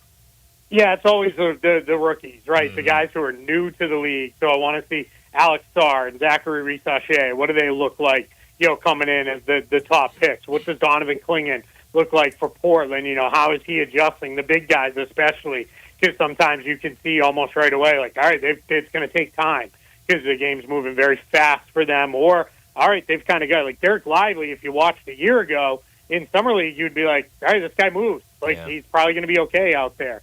So those are some of the guys that I'm looking at. And then I don't have particular players because this will start to come out tomorrow and through the first couple days. But veteran players, so the guys are going into year 2 and year 3, that are being tasked with, hey, we want you to handle the ball a lot. We want you to run the offense. We want to see what you can do in this really no-stakes environment because, let's find out if you can do it. Like one guy I will mention, Julian Strother of the Nuggets. That Nuggets team needs depth in the worst way, and they've already said they're going to give him the ball a lot and basically say, hey, go ahead and, you're going to run the offense some for us. And why not? Let's see what it looks like. No, I don't think he's ever going to be a point guard in the NBA, but let's see. Can he do some, second side creation stuff? Can you throw him the ball and attack the closeout and make a play beyond just shooting it or, driving it to the rim yourself? Can you find a guy off a rotation and those kind of things? That's the stuff that gets me really excited when I'm watching. By the end of tomorrow night, I'll have a notebook that's already half full with notes on all these guys. Keith, where you live in Orlando, unfortunately, it's great about 50 weeks a year, but for 2 weeks you have to be on Jim Cantori watch and being prepared and keep an eye out on the weather for anything maybe brewing in the Atlantic and battening down your property. Have you started preparing your NBA property for this time next year for Cooper Flag Mania? Oh, man. So, for me, it's funny you mentioned where I live. I live, very close, like 20 minutes away from Montverde Academy. So I've seen him play a lot. All right. When he spent the year at Montverde. You saw him as a tropical depression, didn't you? A little bit, yeah.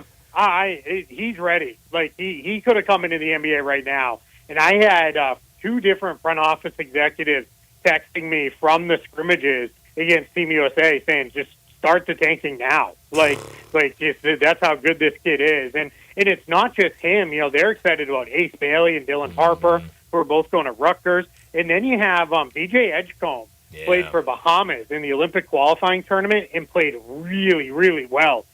Showed a lot of skills, a lot of on-ball creation ability against grown men in a very high-pressure, high-stakes environment. He was excellent. He was one of the Bahamas' best players on a team that included a whole bunch of guys that are in the NBA.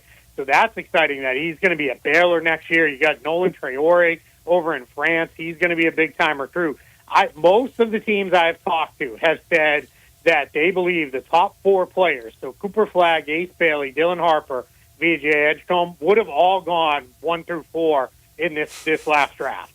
Like, that's how much they believe in those guys. And then next year, on behind them, you've got a couple guys coming in with Cam Boozer and AJ DeBonsa, who are going to be big-time recruits too. So this is a chance for some of the teams that are down. Like, you saw the Brooklyn Nets aggressively make a trade to get back their draft pick, because they knew if we are going to trade Mikal Bridges, we need our picks back to put themselves in position to get those guys. That's why I think Danny Ainge is sitting there saying, I might just trade Lauri Markkanen and just really bottom this thing out. And with my picks and all the other picks they own, I'll get a whole bunch of shots at, getting one of these guys to come through in the next couple of years, maybe even 2 of them. And, then we're really on to something here. Yeah, it's going to be fun to keep an eye on these guys. It's going to be a lot of fun watching Vegas Summer League, which starts tomorrow. But as always, Keith, thanks so much for joining us, and we'll do it again next week. I appreciate it. Thank you so much for having me. Thank you, Keith. Keith Smith with us talking NBA. I would love for him to tweet out a photo of his notebook. Oh, man. That would be put it like a PDF somewhere so I can read his notes from his notebook. It really would be good. Keith Smith with us every week. Together, let's drive to the beach, to the lake, to the mountains, to anywhere. And we need to start that drive at All-Star Chevrolet down in Olive Branch. First exit as you cross into Mississippi on Highway 78. You're at Kraft Goodman Road, and that's where the drive for summer vacation, where it begins. Hundreds of new and pre-owned Silverados at All-Star Chevrolet. Some mark 12% off invoice. Add up the All-Star special discounts and look for Costco member deals as well. One sweet buyer's market with financing as low as 1.9. No payments for 90 days on a bunch of new All-Star Chevys, and nothing beats a road trip in a new Tahoe. Get an extra $500 bonus back if you're a healthcare worker, educator, college grad, military, first responder. No matter what pre-owned you're looking for, they have it at All-Star. 4Runners, an Expedition, a Navigator, Jeeps, all the trucks you can imagine in Olive Branch, where you can test drive every single one of these vehicles I just talked about. Bring any vehicle you want to sell and get a big check today. Don't miss All-Star Chevy special summer sale going on right now in Olive Branch. Go to allstarautogroup.com for more information. Well, we've already had a couple of Major League Baseball games take place today. We jinxed Paul Skeens earlier. We're the reason he did not have I'm sorry. Let me rephrase that. Brett jinxed Paul Skeens earlier, and is the reason he didn't have a no-hitter. But a lot of baseball already in the book, so let's get to a break. When we come back, we'll talk about it, what's left on the slate for this afternoon going into the weekend. We'll do that next on Sports Time. Add a little fun to your lunch break. Join Johnny Radio for Sports 56 Happy Hour from 11 to 1 every weekday on Sports 56 and 98.5 FM. When we say that Bell Tavern, Memphis' perfect downtown neighborhood bar, is cool, we're not just talking about the temperature. Now, it is very cool in Bell Tavern this time of year, but it's also just straight up cool. The atmosphere is cool, the employees are cool, and the customers are cool. Bell Tavern isn't for people that feel compelled to act out whether their team is winning or losing. It's for people that act like grown-ups, cool grown-ups. That means if you go to Bell Tavern, you're cool. Lots of people go to big chain sports bars, but you could be one of the people that goes to Bell Tavern. That's cool. Get in the zone, AutoZone. Welcome to AutoZone. What are you working on today? My car really needs a wash. The $20 McGuire's bundle includes Gold Class Car Wash for a showroom shop. Get in the zone, And what about my tires? Just spray the included Hot Shine tire coating and you're all set. Get in the zone. The inside is not great. No problem. The quick interior detailer in the bundle can help with that too. Get in the zone, AutoZone. Restrictions apply. Make your next grill your last with the Big Green Egg at East Memphis Steaks. Smoke, bake, roast, sear, and grill, all with a lifetime warranty. Ready to cook in only 15 minutes with good temperatures below 200, above 700, and anywhere in between. Change your at-home cooking experience for life with our unmatched all-night wood-fired grill flavor that has our customers raving. Get your Big Green Egg and all our accessories at East Memphis Steaks on the corner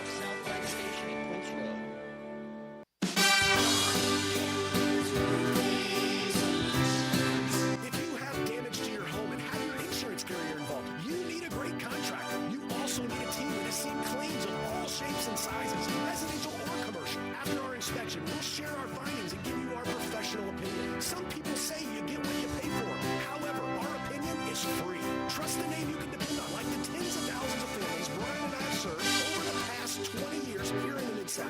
Brian Elmer Roofing. We'll measure your roof from outer space and share our team's experience for your property and claim. Repaired roofs, replacement roofs, big roofs, tiny roofs, insurance roofs, flat roofs, TPO roofs, asphalt roofs, tile roofs, slate roofs, metal roofs. If your roof needs some love, call me. 901-867-0.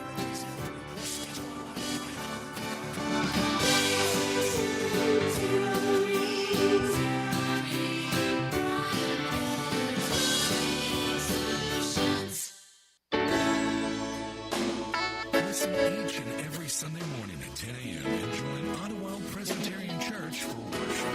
Ottawa is an ACUSA church located in Midtown Memphis. I'm with John Burgos from the world-famous Rendezvous in the Alley since 1948. Brett, we have catered parties all over this country and all over the world, from Singapore, Australia, to Central Park in New York. But many people don't realize how much we do locally. For holiday events, office parties, tailgating, birthday parties, you can't do better than the Rendezvous.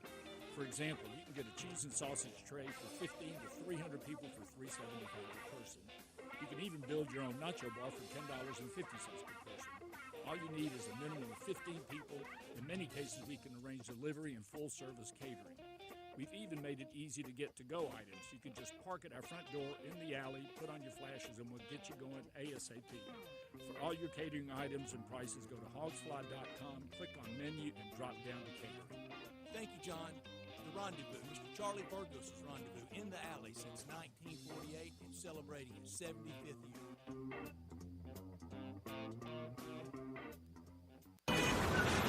Sports 56 traffic.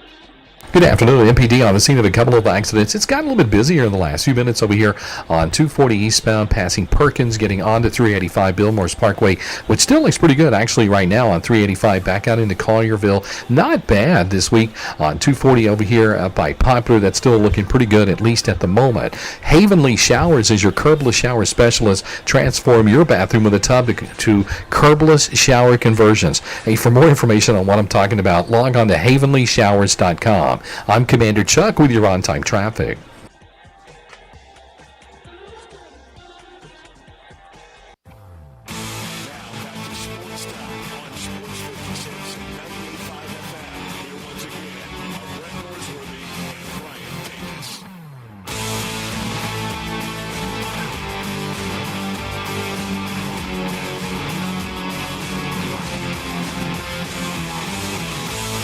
Welcome back into Sports Time. We've got some Major League Baseball that's already in the books for the day. A couple of afternoon games like we get most Thursdays, but it's not a completely full slate, kind of like we get most Thursdays. Finals we already have in the books. The Reds 8-1 victory over the Royals. The Tigers all over the Giants. Jack Flaherty gets the win in that one, 10-1 the final score of that game. Mets 7-0 winners over Nationals, so a lot of lopsided victories. And then we had the extremely close one. Pittsburgh gets the 1-0 win over the Milwaukee Brewers. That improves Pittsburgh to 45-48. The Brewers drop to 54-40. Paul Skeens gets the win. He is now 6-0 with a 1.90 ERA. I see it on Pardon the Interruption. They're talking about it was pulling Skeens the right call. Wow, I mean, a good little notch for ESPN so you can know they're live this afternoon. Was it the right call, Brett, to pull him before the start of the 8th inning? Yeah, he's the future. He's the present, too. He's a little bit of everything. But he only goes every 5 days, and you want to make sure he does that. That's right. And it's the tough call will be, I think, Chris Sale with the scratch Monday and going Tuesday. Yeah. So he'll go again Saturday.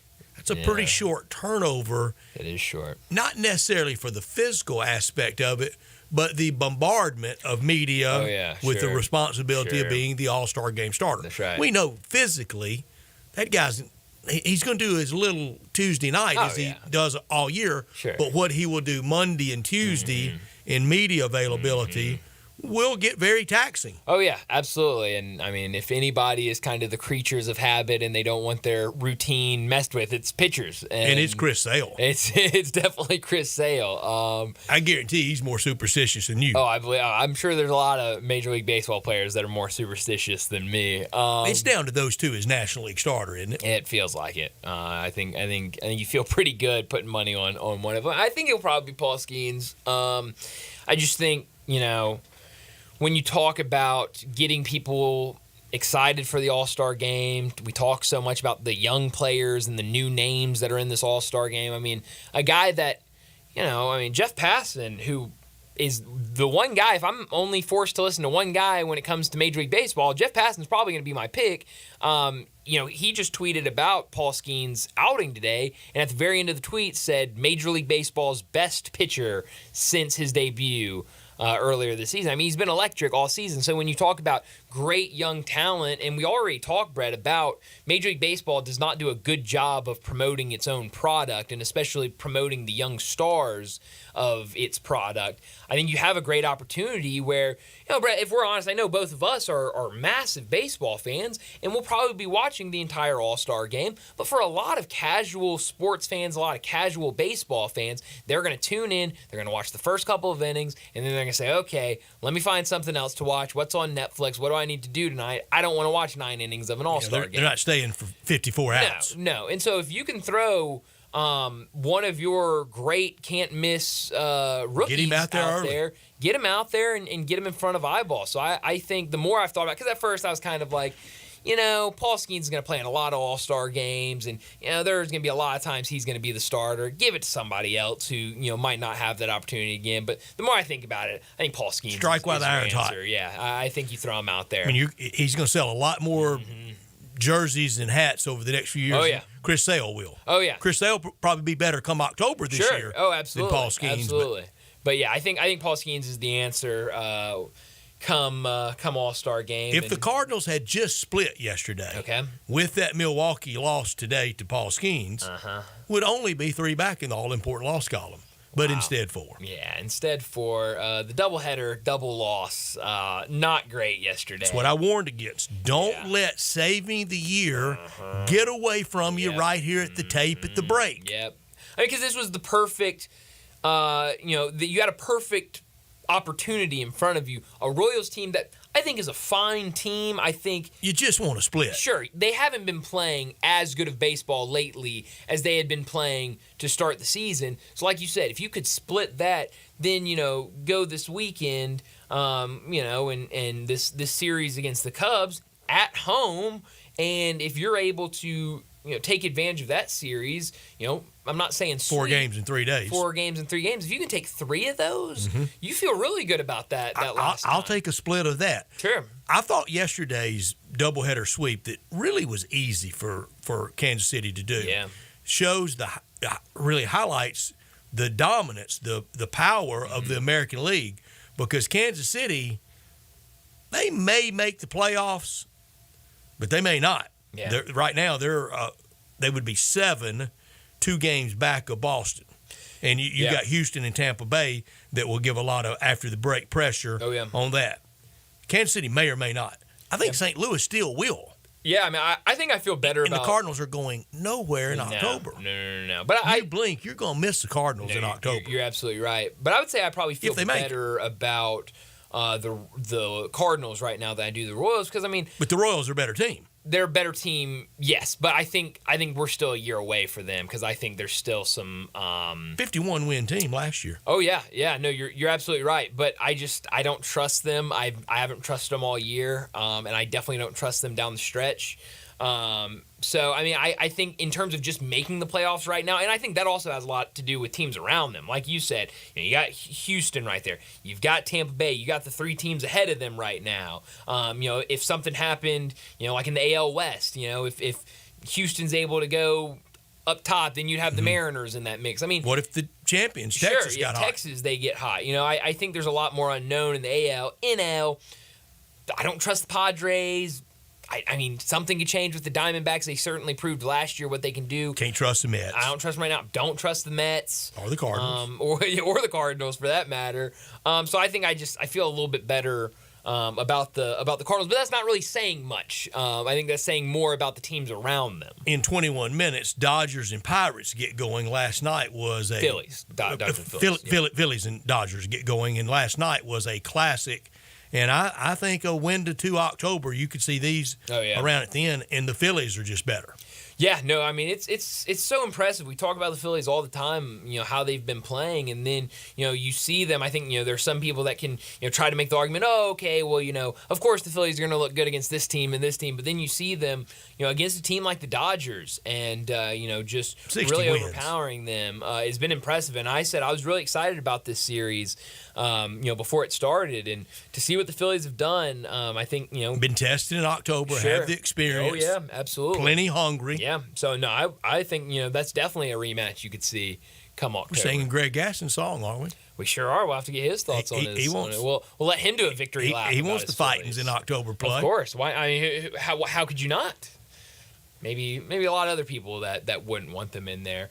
We were talking about Paul Skeens and maybe starting pitcher for the All-Star game. I guess it might have been yesterday when the Cardinals game was over. I had my iPad and I flipped it over to MLB Network, so I couldn't hear what they were saying, but I could see what they were saying, and the topic was at the bottom, and they were talking about snubs for the All-Star game. And one of the guys... We're still doing that. We're still doing snubs, but one of the guys had Mason Wynn as a snub for the All-Star game. I didn't think so either. Not a snub. Really good player. Sure.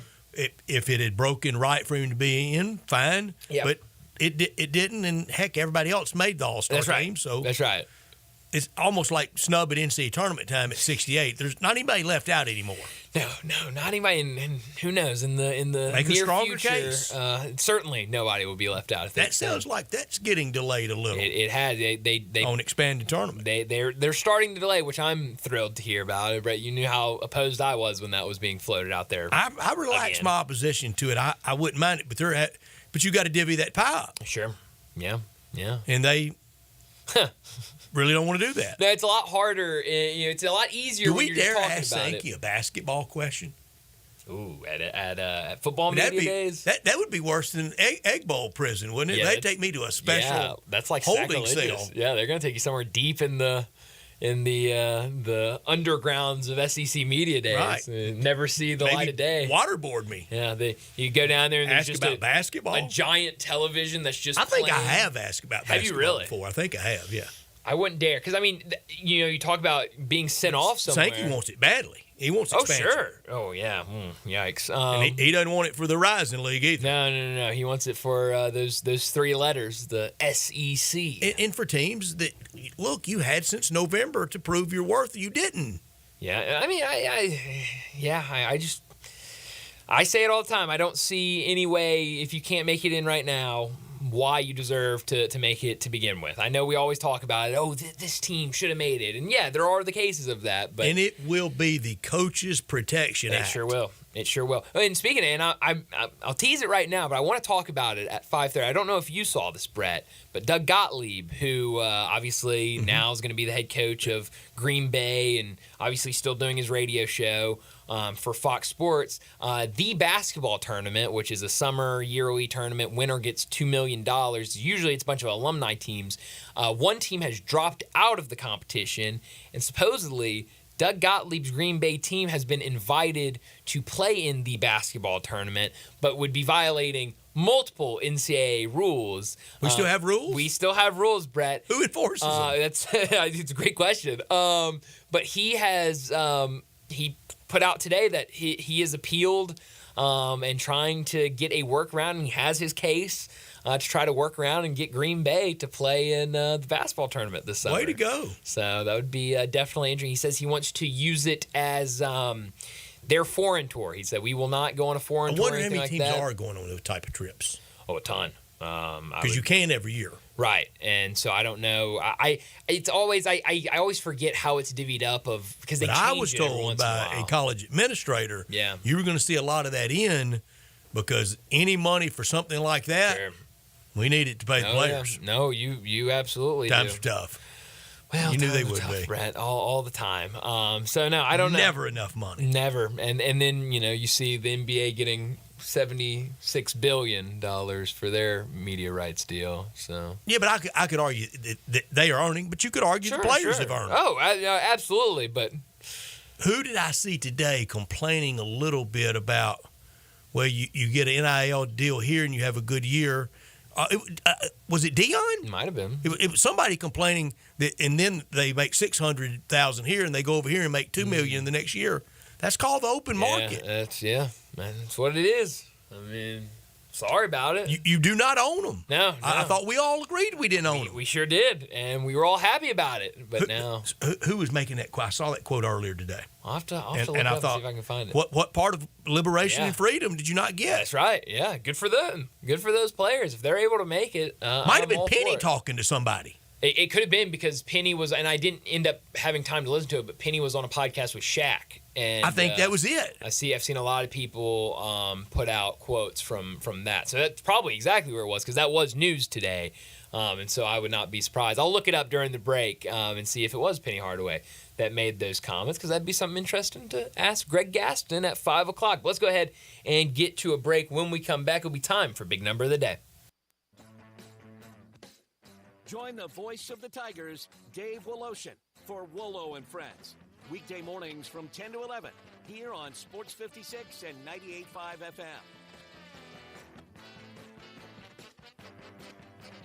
FM. Nestled in the heart of East Memphis, located corner of Park and Cherry, is a beautiful residential neighborhood. I'm here at Town Village Audubon Park interviewing a new resident, Carolyn. Share with us why you chose Town Village. Well, if your parents or special friends need to make that big move, let me share with you my experience. It was tough for me to leave home, but then I discovered Town Village. I would like to highly recommend Town Village to you and your loved ones. After looking at all the amenities and meeting all the people and staff, I was hooked. From restaurant, bistro, 3 meals per day, housekeeping, transportation, security, health care, physical therapy, exercise room, and even a heated pool and spa. Come see us and make your new home in Town Village. Visit us and call Daniel at Town Village Audubon Park at 901-374-7342. There's no place like home, Town Village. You know our trusted partner TireRack.com for their fast, free shipping, free road hazard protection, convenient installation options, and their great selection of best tires, like the highly consumer-rated Kumho Majesty 9 Solus TA91. But did you know they sell other automotive products? Wheels, brakes, suspension, just to name a few. Go to TireRack.com/Colin. TireRack.com, the way tire buying should be. All right, when it comes to getting life insurance for your family, a lot of excuses can get in the way. But ask yourself this. If something were to happen to me, who would pay the mortgage, the kids' education, and the other bills? Then forget the excuses and check out Ethos Life, the online, easy way to get life insurance in 10 minutes. Ethos has rates that you can afford, like a $500,000 policy for a 40-year-old male starting at $1 a day or $30 a month, with a few health questions and no medical exam. Get your free quote right now at checkethos.com. That's checkethos.com. Not available in all states. Rates do vary. Summertime's finally here, and that means it's time to party. Lucky for you, Family Leisure is having a summertime to party sale. Now, what's all included in this party sale? Practically everything. 24-foot above ground pools for as little as $19.99. All ladders, filter systems, and even robotic cleaners are 20% off. Come in and look at all of the in-stock patio furniture Family Leisure has. Plus, it's up to 50% off. Play gyms for the kids, that's $1,000 off. Patio umbrellas, take 20% off. You can get a 4-person hot tub for just under $3,000. We know you're really going to just use it for yourself. Family Leisure has discounted pricing on all in-stock pool toys and floats while the supplies last, so you better get in quick. Plus, Family Leisure has special financing available. Just ask an associate for all the details. Summertime means party time, and Family Leisure is ready for any party. Family Leisure, Whitten Road at I-40, where family and fun all come together. Now back to Sportstime on Sports 56 and 98.5 FM. Here once again are Brett Norsworthy and Brian Davis.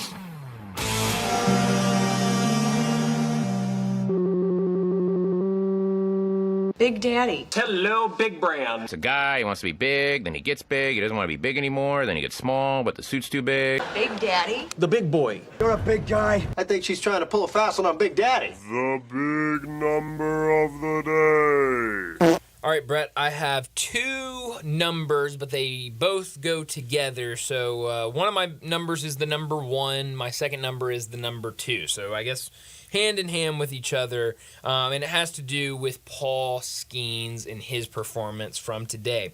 The first one that consists around the number 1.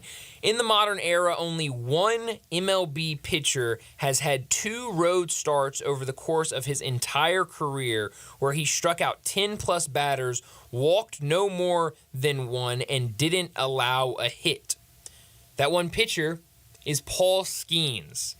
And got one standing ovation for it. Did he get a second one today? I don't know if he got a second one today. Best fans in baseball gave him a standing That's absolutely right. So that was a stat for an entire career. He's been in Major League Baseball for 2 months, which is incredible. What pressure? Incredible. Well, he already had all the pressure, coming out and, saying, he's going to be the next this guy or that guy. And I remember he had his first start, and it was a good start, but, people, I think he gave up 1 hit or 2 hits or something like that, and everyone was, this is who we were supposed to be excited about, and now he's really showing them. The other big number is the number 2. Pitchers to have multiple starts of 0 hits and 11-plus strikeouts in a season. Nolan Ryan is the first one. Paul Skeens is the second one. Only 2. That's incredible. Boy, Nolan Ryan. Good company to be in, Brett. What he did and what he was close to doing in a bunch of near misses. Oh, yeah. He's right up there with Jack Nicklaus and all the second places for Nolan Ryan. My big number is 5. One team that won't be having a splashy media day. They never do. It's Notre Dame. Not in a conference, so they're not at 1. But 5 is the number of head coaches they've had since the last coach at Notre Dame won a national championship. Wow. 1988, 36 years ago. 5 coaches since then, since Louis Leopold Holtz won his one and only national champion. 1995 was the last time Notre Dame won a bowl game that matters. Now, new coach Marcus Freeman is 2-0 in bowl games. Yeah. But it's not the bowl games Notre Dame's used to go into. Yes. Wow, that's incredible. 95 since the last real meat and potatoes bowl win. That was back-to-back Cotton Bowl wins in those years against A&M. Oh, that's incredible. Against, I bet that was still Jackie Sherrill. Might have been R.C. Slocum. That's crazy. I was talking to somebody either today or yesterday, and we were talking about rumors are now starting to pop up everywhere about expansion and college football and different things. Well, FSU's on the way out. Oh, they're on the way out, and now the question is, where are they going? And that's kind of where a lot of the rumors have been.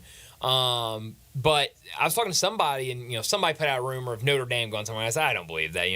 Notre Dame, if they the moment they say we want to be in a conference, they have offers from Big Ten and SEC. Can name the deal literally. And we were talking about it, and this person said, it's always funny to me how Notre Dame has a whole media rights deal with NBC. And he goes, what have they done lately? They haven't been relevant in recent years. I go, you know what? That's a good point. But at the end of the day, it's Notre Dame. Still Notre Dame. But now you bring up a stat like that, and man, Marcus Freeman, he's had a good start, but is he going to be the one that's able to bring them back to what Notre Dame was? I'm impressed by him. Very impressed. I really like Marcus Freeman a lot. Now, opening night really will dictate a lot. Sure. In the SEC, A&M must beat them because that probably knocks Notre Dame. Sure. One more would knock them off for sure. Sure.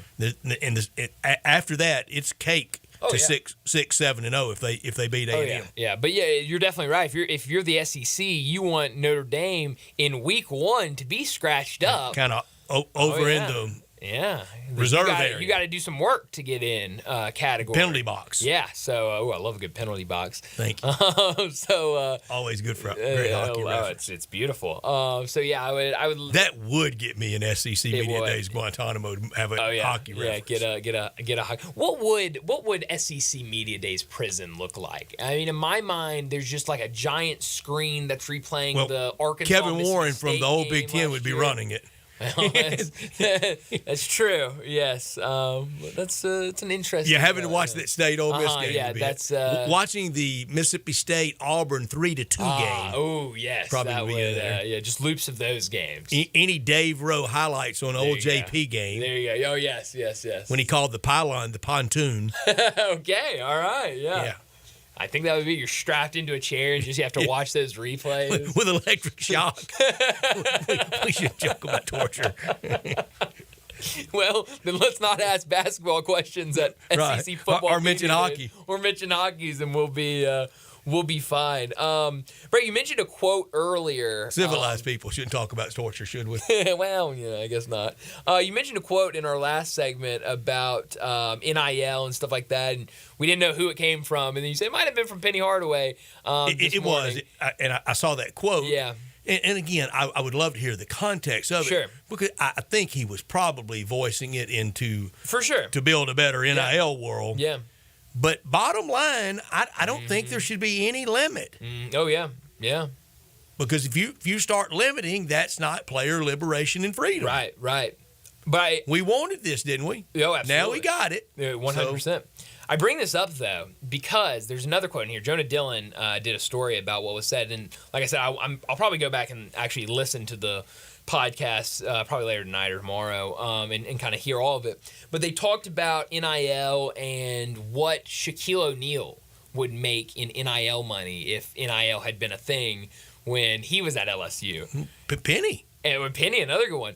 But Penny Hardaway said O'Neal would have made $4 or $5 million in NIL deals during his time at LSU. Easily. I think easily. I think without a doubt he would have made that, and probably more. And what would have been the price on Georgetown getting Patrick Ewing? Oh, man.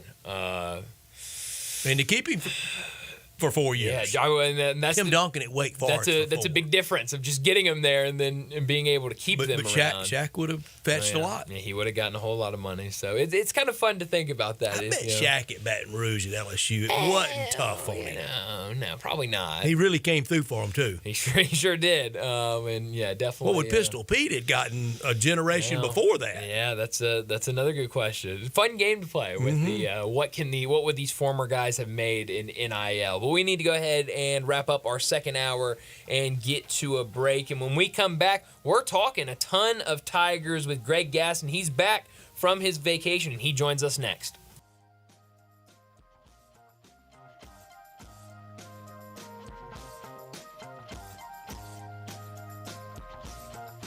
Rick's Powder Coating for a beautiful finish every time. Rick's Powder Coating specializes in automotive, ornamental, residential, and industrial coating. With 2 conveyor lines and the largest batch ovens in the Mid-South, Rick's can accommodate all of your powder coating needs. Locally owned and operated since 2002, Rick's Powder Coating will customize a beautiful finish just for you. Drop by or call to see how Rick's Powder Coating can bring color to your life. 901-367-2771 or rickspowdercoating.com. Welcome to the Rendezvous. This is John Vergas. When my dad started the Rendezvous in 1948, I don't think anyone could have imagined we'd still be serving shoulder, cheese plates, and our world-famous dry rub ribs 75 years later. But we are still here in the basement, in an alley in downtown Memphis. We sincerely thank you for making the Rendezvous what it is today. Charlie Vergas Rendezvous, a legendary experience for over 75 years, whether you dine in, pick up, or ship across the country. Wash your house, wash your office building? Impossible! Not call Wilson's Pro Wash. Your house, fence, driveway, warehouse, store, hotel, even cars and trucks can all be squeaky clean and beautiful after pressure washing by Wilson's Pro Wash. Wilson's specializes in cleaning all hard surfaces, concrete, stone, brick, and mortar, even wood and vinyl siding. Then Wilson's can seal their surfaces so they stay looking brand new. Call Wilson's Pro Wash, 1-524-6799, or online at wilsonsprowash.com. There's only like 2 days the whole year without a game. That's it. That makes just about every day game day at DraftKings Sportsbook. Super easy to get started. Try betting on something simple, like picking a team to win. Go to DraftKings Sportsbook's app. Select your team. Place your first bet. Download the DraftKings Sportsbook app now, 90 seconds, and use the code HERD, H-E-R-D. That's code HERD for new customers to get $150 in bonus bets instantly when you bet just $5. Only on DraftKings. Gambling problem? Call 1-800-GAMBLER. Or in West Virginia, visit www.1800gambler.net. In New York, call 877-8-HOPE-NY or text HOPE-NY 467-369. In Connecticut, help is available for problem gambling. Call 888-789-7777 or visit ccpg.org. Please play responsibly. On behalf of Boot Hill Casino and Resort in Kansas, 21 plus, age varies by jurisdiction. Bonus bets expire 168 hours after issuance. Deposit and eligibility restrictions apply. See terms and responsible gaming resources at dkng.co/baseball. Locally owned and operated for over 40 years, Automatic Gates Construction tailors custom gate solutions for all your residential, commercial, and industrial needs, including repairs, maintenance, and installation. Automatic Gates Construction specializes in designing and installing automatic gates and fencing that seamlessly blends security, functionality, and aesthetic appeal. Elevate the safety and efficiency of your property with a premium gate solution. Automatic Gates Construction at myautomaticgates.com. Save on O'Reilly Brake Parts Cleaner. Get 2 cans of O'Reilly Brake Parts Cleaner for just $8. Valid in-store only at O'Reilly Auto Parts. O'Reilly Auto Parts. Sports 56 traffic. Good afternoon. Several EMS calls out here the last 15-20 minutes. Here comes that traffic now through the Midtown area on 240 southbound here at South Parkway. And from time to time, it's been a little bit slow on 55 southbound coming across the bridge over from West Memphis. It's cranking up now big time on 240 east with a little bit more volume from, let's say, Mill Branch all the way out to Bill Morris Parkway. Havenly Showers is your curbless shower specialist. Transform your bathroom with a tub to curbless shower conversion. Just check out havenlyshowers.com. I'm Commander Chuck with your on-time traffic.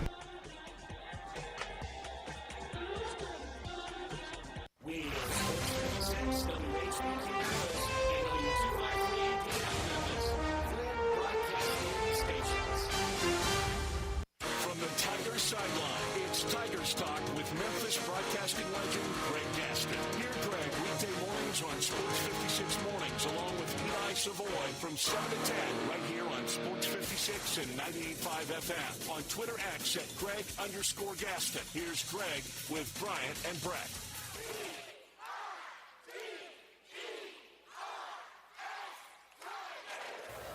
Greg Gaston joins us now to talk some Tigers. You can listen to him every single morning with Sports 56 Mornings with Greg and Eli. But we've been missing him the last couple of weeks. He was on vacation. Greg, how was your vacation? Welcome back. Well, thank you very much. It was fantastic. It was the longest vacay I've ever taken. I usually take a week, and this one we took nearly 2 weeks, my wife and I, and went to 5 different countries in Europe. And I'll tell you, it felt like I was gone for about a month, to be honest with you. When I got back, finally got back into my home and then went to work on Tuesday morning, it felt very strange. But good to be back, relaxed. I got another little mini deal next week, so I won't be with you guys next week. Actually going to be out at a Penny Hardaway golf event in Las Vegas that I'm looking forward to. And then I'll be back with you guys on the weekly basis. But, yeah, missed you, and glad to be back with you today. We're starting to take it personal. You're not here so much. I feel like Brett's just saying, I deserve a vacation every once in a while. I had not taken a day off since, I think, mid-December. Well deserved. It was a long run of consecutive shows. But you know how it is, guys. Sometimes it wears down on you. But we were really anticipating this vacation, and it worked out really well. Good. Glad you enjoyed it. Talking about the Tigers, though, I guess we'll start with Tiger basketball. A couple days ago, Memphis picks up another commitment for the basketball team. P.J. Carter, he comes from UTSA, had committed earlier this offseason to Rice, but hadn't officially joined the team on campus, so was still able to look at his other offers, and Memphis got in there. They bring him in. Now he's committed to the Tigers. What'd you make of that pickup? I feel more of a kind of rotation piece, gives you some depth on the bench. What do you make of that pickup and what Penny Hardaway has right now as his current roster? another American Conference player that joins Penny Hardaway's roster. They've gone out and they've gotten a few talented players. I think this kid is I think you described it perfectly. I think he's a role player. He's not a starter. He's a three-point shooter. He's gotten better over his last couple of seasons. Shooting the three ball didn't start out well in his career when he began at Campbell University. Has made the rounds, as most of these guys have anymore, 3-4 stops. But you can never say no, in my opinion, to being able to bring in added three-point shooting. You can never have enough shooting. So if this guy can make shots at the clip he's made the last couple of seasons, he's going to help out the team. I am fundamentally with you on the shooting, but at times last year, and it was an outlier in the Penny Hardaway years, this team didn't guard very well. No, they didn't. Last year was an epic failure defensively, and we know that Penny has hung his hat on defense. Since day one, since he took over as the Memphis Tigers head coach, dependable. It has been dependable. It's been he's brought in assistant coaches that have had the defensive coaching backgrounds. Last year is one you want to forget about, Brett, for more than one reason. With everything that happened on the court, off the court, issues with injuries, players leaving, it was a debacle and really defensively set the tone. This is going to be a much better defensive team. Offensively, I still don't know exactly how good they'll be. I don't think anybody knows that. But I think defensively, they've brought in a couple of guys, some that are pretty good perimeter defenders. You get a guy like Musa Cisse. We know he can play defense, block some shots, get rebounds, be physical. And they missed that, I think, last year. Do you think Penny Hardaway adds anything else, or do you think we're looking at the complete roster? I don't know. I would say it's probably complete, but you never know what may fall into his hands. And I know he's gone after some of the bigger names that were still left in the portal.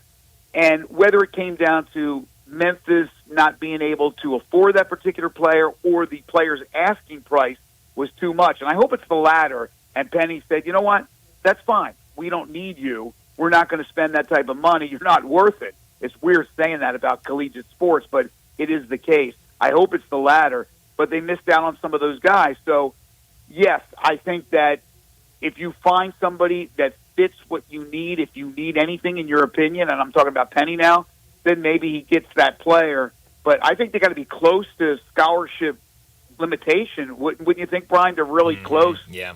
They're right on the threshold. So I don't know. He wanted his team in by, what was the date he said, June 1st? June 1st, that's He right. wanted the team in. He got just about everybody in by June 1st. He's now added another player. I think he'd like to see all these guys mesh, have the chemistry with the off-season workouts, spend a lot of time together, get that camaraderie together, and not have to add somebody. But remember last year, Naquan Tomlin was an addition during the season, and they've had late additions here almost every year that Penny's been here. And it's not just Penny. It happens all around the nation. So I couldn't answer that question. I don't know what he's thinking. But right now, to me, it looks like a pretty complete roster.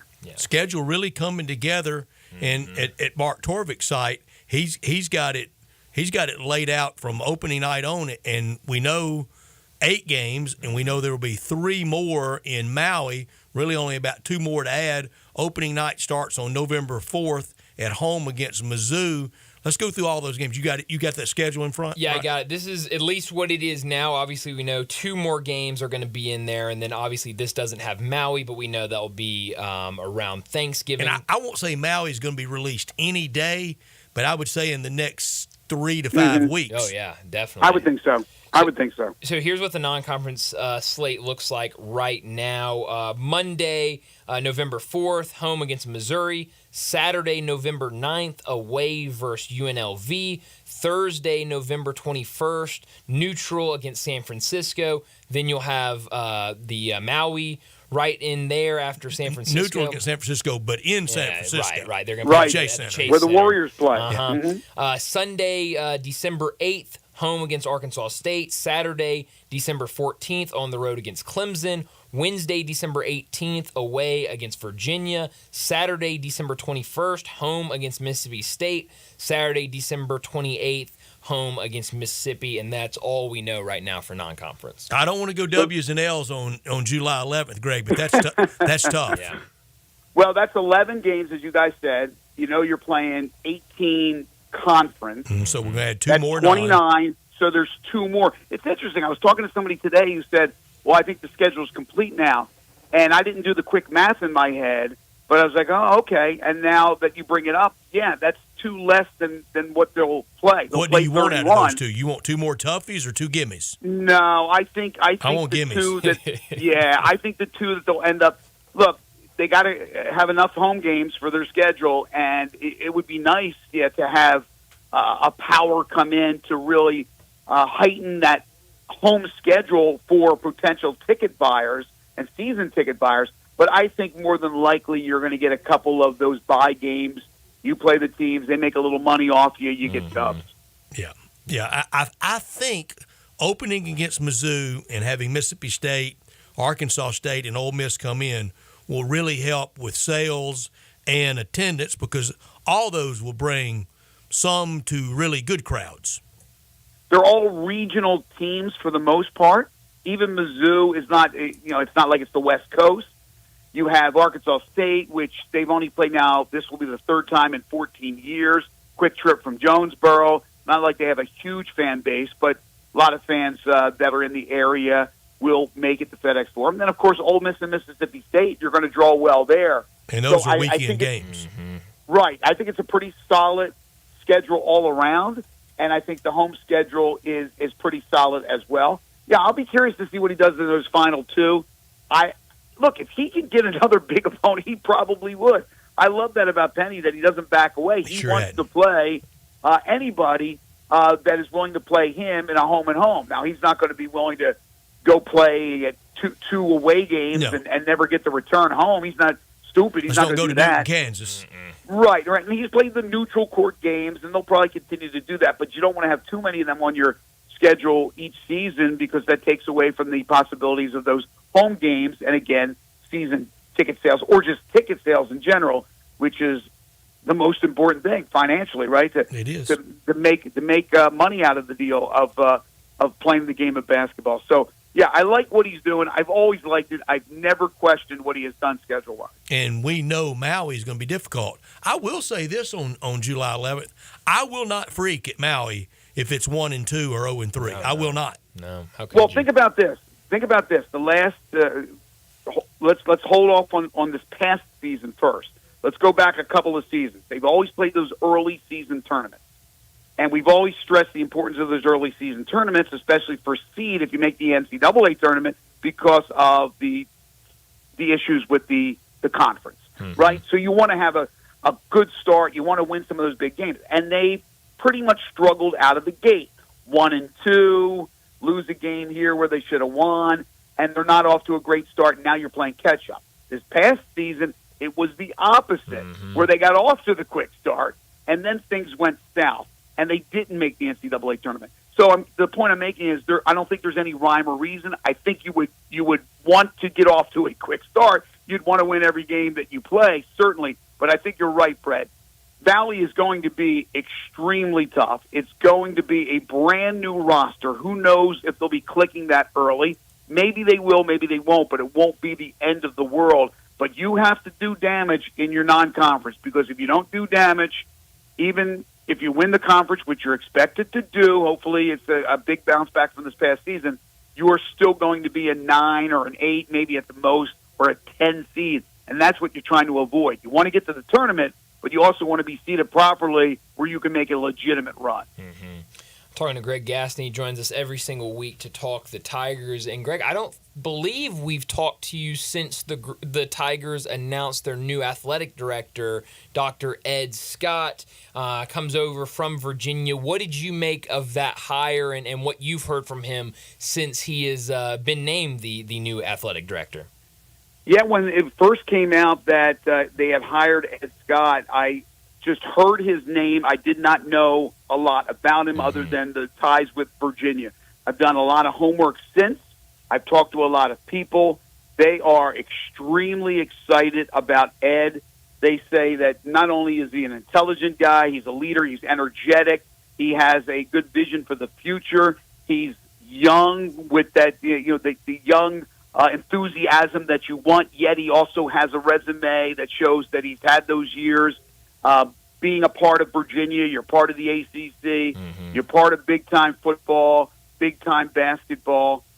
He seems genuinely excited about being able to run the show, and I'm happy for him. I can't wait till I know he's away for a while, for maybe a week or two before he officially starts his job. I can't wait to get him on my show to meet him, to talk to him, and see what makes him tick. But from everything I've read and everything I've heard, Memphis did very, very well. Hopefully they hit a home run. Look, I hope that Jeff Crane is going to be with Ed. I don't know. We haven't heard anything yet. We did hear Ed Scott say he would love to be able to keep Jeff. I think very highly of Jeff, as you guys know, and I know he's got to be a little down, a little bit hurt not getting the job, but it'll be a slam dunk if they were able to keep Jeff Crane to go along with Ed Scott. I think that's a great 1-2 combination, but I think Ed's got a bright future at Memphis, and I think they're in good hands. Run through what you think Dr. Scott's priority list should be as running the department. Well, fundraising is first. It's number one. You have to make money.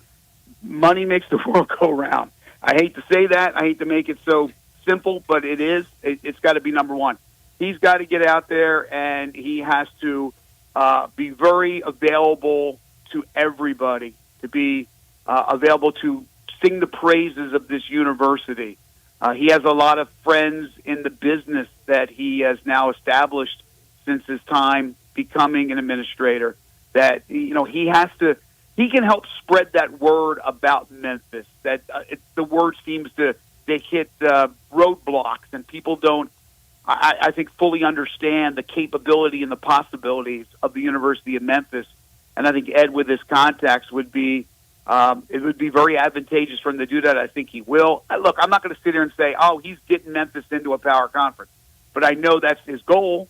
So I think that's certainly something that's a high priority. Making sure that should he be public about that? Should he be? We're doing everything we can every day and be very promotional about it, or should he go back channel? I would love for him to be transparent to a certain degree. We want to know what's going on, yet there are going to be things that he can't be transparent about, and that's fine. That's understandable that there's going to be things behind closed doors, back channels. But, Brett, I would love to have a more transparent AD basically telling us, where things stand. His relationship, he has to build the relationship now with the Smith family and the other boosters and the Bill Lorries of this world. Hopefully that will happen. I think it's all goes back to being able to promote the university in beneficial ways, but financially fundraising, that is the key. Because think about it, SMU, why did they get the chance to be invited to the ACC? Because they are set financially, yes. And if Memphis can ever be in that position, who knows what will happen in the future. But I think that's priority number one. Obviously, taking care now of Simmons Bank Liberty Stadium is a priority for that athletic department. It's his. Yes, they now own it. They run it. They can make money off that. They got to figure out ways to profit from that. So that's important. Obviously, he's overseeing now, and his staff, whoever that staff will be, who he retains, who he brings in, overseeing the construction or the renovations, if you will, at Simmons Bank Liberty Stadium. Yeah. He has to have a good relationship with the Memphis Grizzlies and FedEx Forum, establish a relationship there. Greg, there's a lot of things he has to do in a very short time. You were gone, and I said, I think, in a very nice, diplomatic way, it's time to go to the Grizzlies nicely and as partners, as civic partners, as friends, and go, we got to redo this FedEx Forum deal. Mm-hmm. It's time. Mm-hmm. I mean, you had a very good deal for different times. Those times have changed. We need a little something back. I think that's right on. And for Coach Hardaway, we've got to have more dates of accessibility to it for practice and just general getting used to the rims. Yeah, I wonder how they'll react to that. I'm always curious about that. They don't get to go in there They do the shoot-around, and then they play the game. Josh Pastor said it felt like an opposition arena a lot of times. Right. And then even for the teams that are coming into play, they normally work out and get their shoot-around, or at least their little practice the night before. They're doing it at the Tigers facility as opposed to being able to go over to FedEx Forum. Now, it's understandable if the Grizzlies or a concert is on the schedule, but when it's not, there should be some accessibility. Greg, going over to Tiger football, last year there was a lot of talk about their ticketing idea where you pay for the first ticket and then after that, as long as the Tigers are winning, you got a free ticket for the next home game. Now they're doing something different this year. The Dynamic Pass is what they're calling it. Purchase the Dynamic Pass and experience each Memphis football game this season from a new seat for only $149. So the idea, you pay $149 for tickets to every game, but your seat location changes each time and is assigned 24 to 48 hours before the game. So the athletic department being creative yet again. What do you make of this? Well, it's creative, and I give them credit. I think the marketing department has done a really good job. I don't know how attractive that is when people are basically being surprised.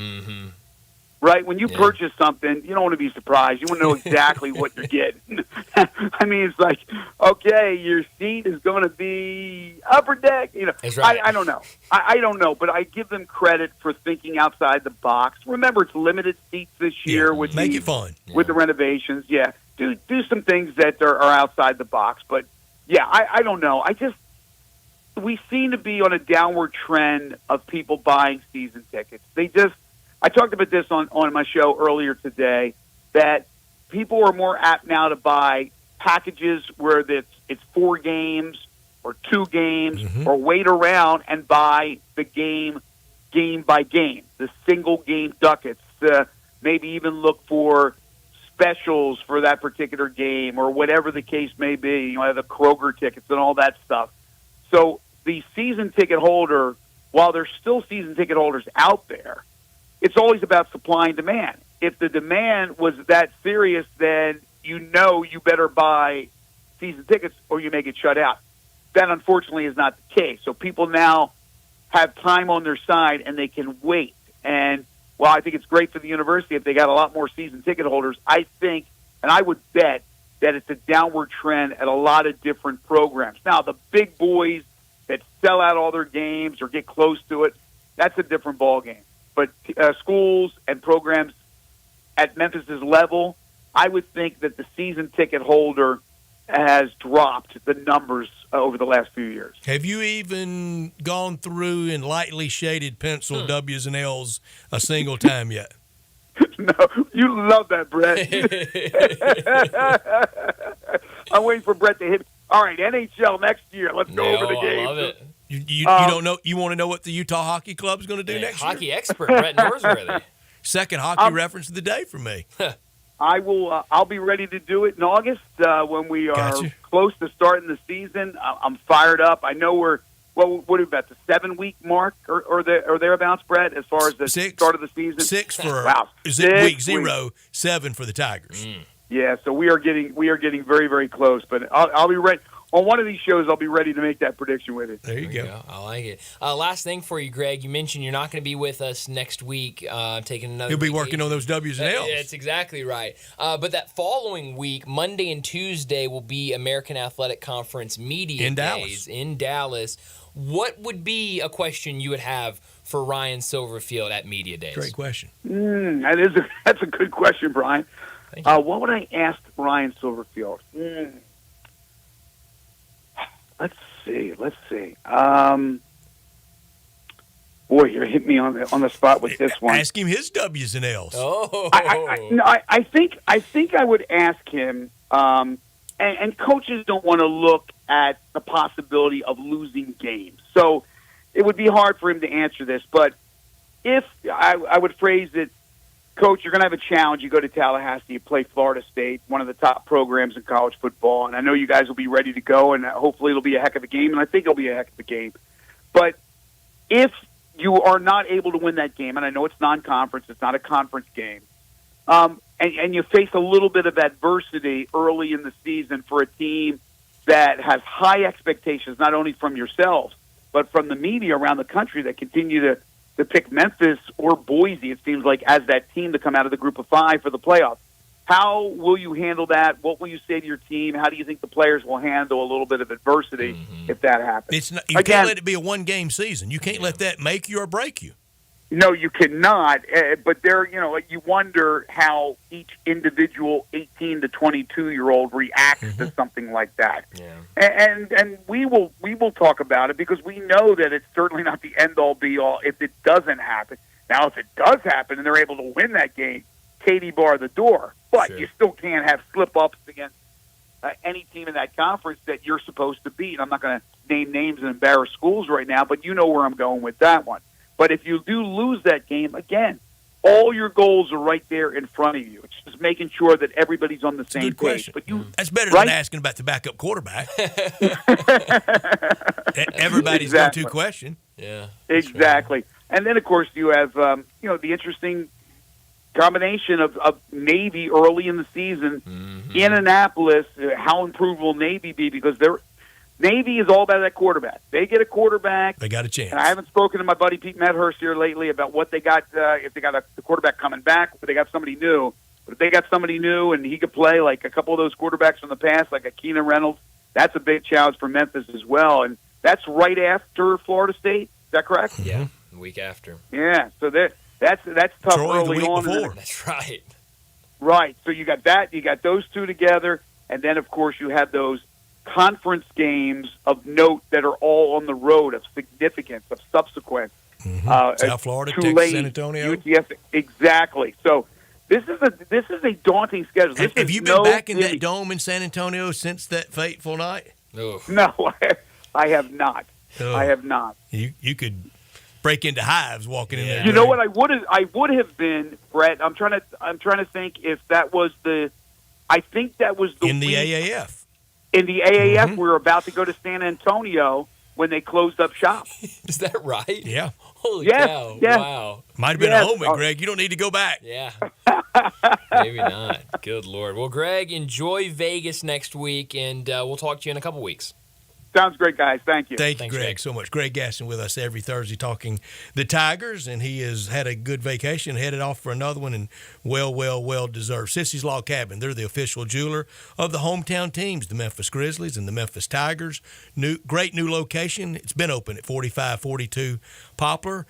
When I say supporter of Tigers athletics, they are big, and they are big in the community with the Grizzlies, the official jeweler for the Grizzlies, and FedEx Forum with the floor seat lounge. Sissy's, they offer a selection of diamonds and estate jewelry and fine gifts, and since 1970, with all the locations across the South, they have one close to you. 9,000 square feet in Laurelwood's real close to us at Poplar and Perkins, with expanded lines for Rolex, Cartier diamonds, and more. The Mid-South's largest selection of one-of-a-kind jewelry, engagement rings, wedding bands, necklaces, and earrings, unsurpassed value, exceptional service, expansive selection, and an extraordinary shopping experience, because life's too short for ordinary jewelry. Let's go ahead and get to a break. When we come back, we'll talk about what's trending.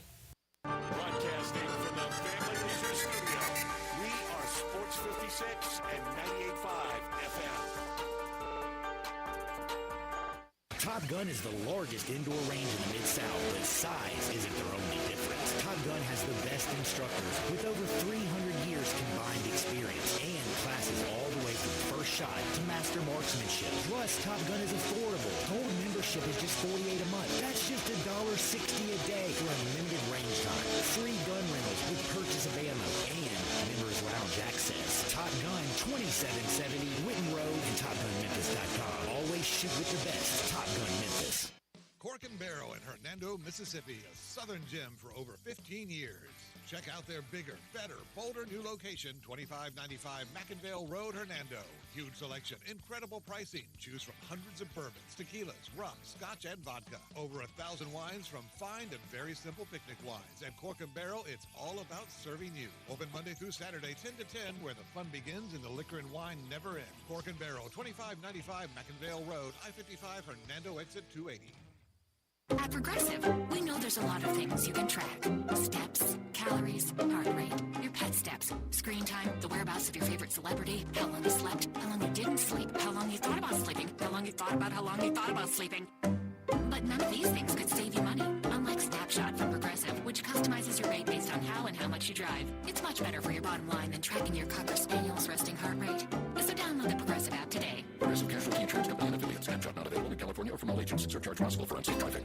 To understand what makes Genesis Diamonds so different than other jewelry stores, you have to go back over 40 years to the diamond cutting capital of Tel Aviv, Israel. That's where Genesis owner Boaz Ramon grew up, in the center of the diamond universe. His connections with the best diamond cutters allowed him special access, giving rise to a thriving wholesale business here in the United States. Then, after a few years, this wholesaler changed the game and started selling these precious diamonds direct to the public at the same prices he had sold to the jewelry stores. The no middleman concept became an instant success. Today, Genesis Diamonds provides that extraordinary value to people right here in Middle Tennessee, leading the industry with the highest quality diamonds that still come straight from the best cutters, offered at the guaranteed best price of any jewelry store in America. Genesis Diamonds, a truly revolutionary concept with a unique history rooted in quality, committed to excellence, and always focused on value. Genesis Diamonds, a luxury brand, Rolexes, and Poplar Perkins Extended. Admit it. When you start thinking about tastes of Memphis, you think treats, sweets. You think Dinstall's. For 122 years now. What is that, 5 generations? When people wanted something to bring to a party that will just make everybody happy, they bring out Dinstall's. 122 years of Cashew Crunch, of Heavenly Hash, of Turtlettes, of their award-winning fudge. That's worldwide. It's known that well. Then there's the milk chocolate. It all starts there. There's the double-dip peanuts. And then every fall, those famous chocolate-covered strawberries with that fondant. And they won't tell you what's in the fondant, but it makes it oh so special. And easy to get to. 5 locations. There's where they make the candies in Pleasant View. There's Germantown. There's Collierville. There's even one downtown and in my neck of the woods in Laurelwood. You know what? 122 years made in Memphis and enjoyed by the whole world. Dinstall's. This Sports 56 traffic report is brought to you by Luttrell Belting. They keep you moving. Sports 56 traffic. Good afternoon. It remains a little bit crowded over here at times on 55 South coming across the bridge over from West Memphis.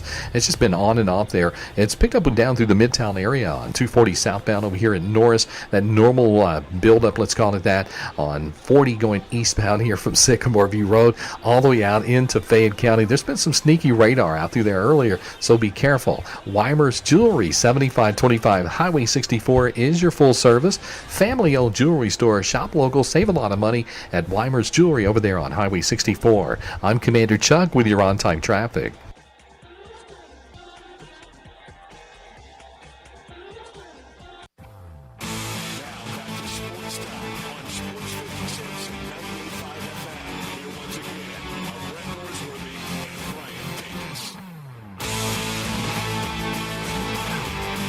Welcome back into Sports Time. We got a little less than 30 minutes left in today's show. We got to talk about what's trending, and I got to talk about a disappointing topic, I think you could say. Last week we talked about with Ollie Gordon and how you don't want to make bad news before media days, and now Georgia, bad news. Again, it was the big question last year at media days. And now 2 Georgia players arrested on separate reckless driving charges. It's cost lives at Georgia. It absolutely has. And in this, the ESPN story was the first one I saw earlier today, but it talks about January 2023, Georgia football player Devin Wilcock and recruiting staff member Chandler LaCroix were killed in a car wreck in Athens. That was during the national championship. That's right after the national championship. And then it goes on to say the vehicle that Carter was alleged to be racing against crashed, resulting in 2 deaths. Following the crash, ESPN reported Georgia football players and their cars were involved in at least 10 reports of traffic-related moving violations in Athens, Clark County in the 5 months following the incident, according to records obtained by ESPN. Coach Kirby Smart and the university has faced questions about the culture within the program and unfortunately for them, those questions are only going to continue next week at Media Days. It's a big thing, but it is the only thing you can question, but it should be questioned. It should be roundly criticized. I don't know how, after loss of life, how do you get their attention? Yeah. Men, really we've got to stop this. Yeah.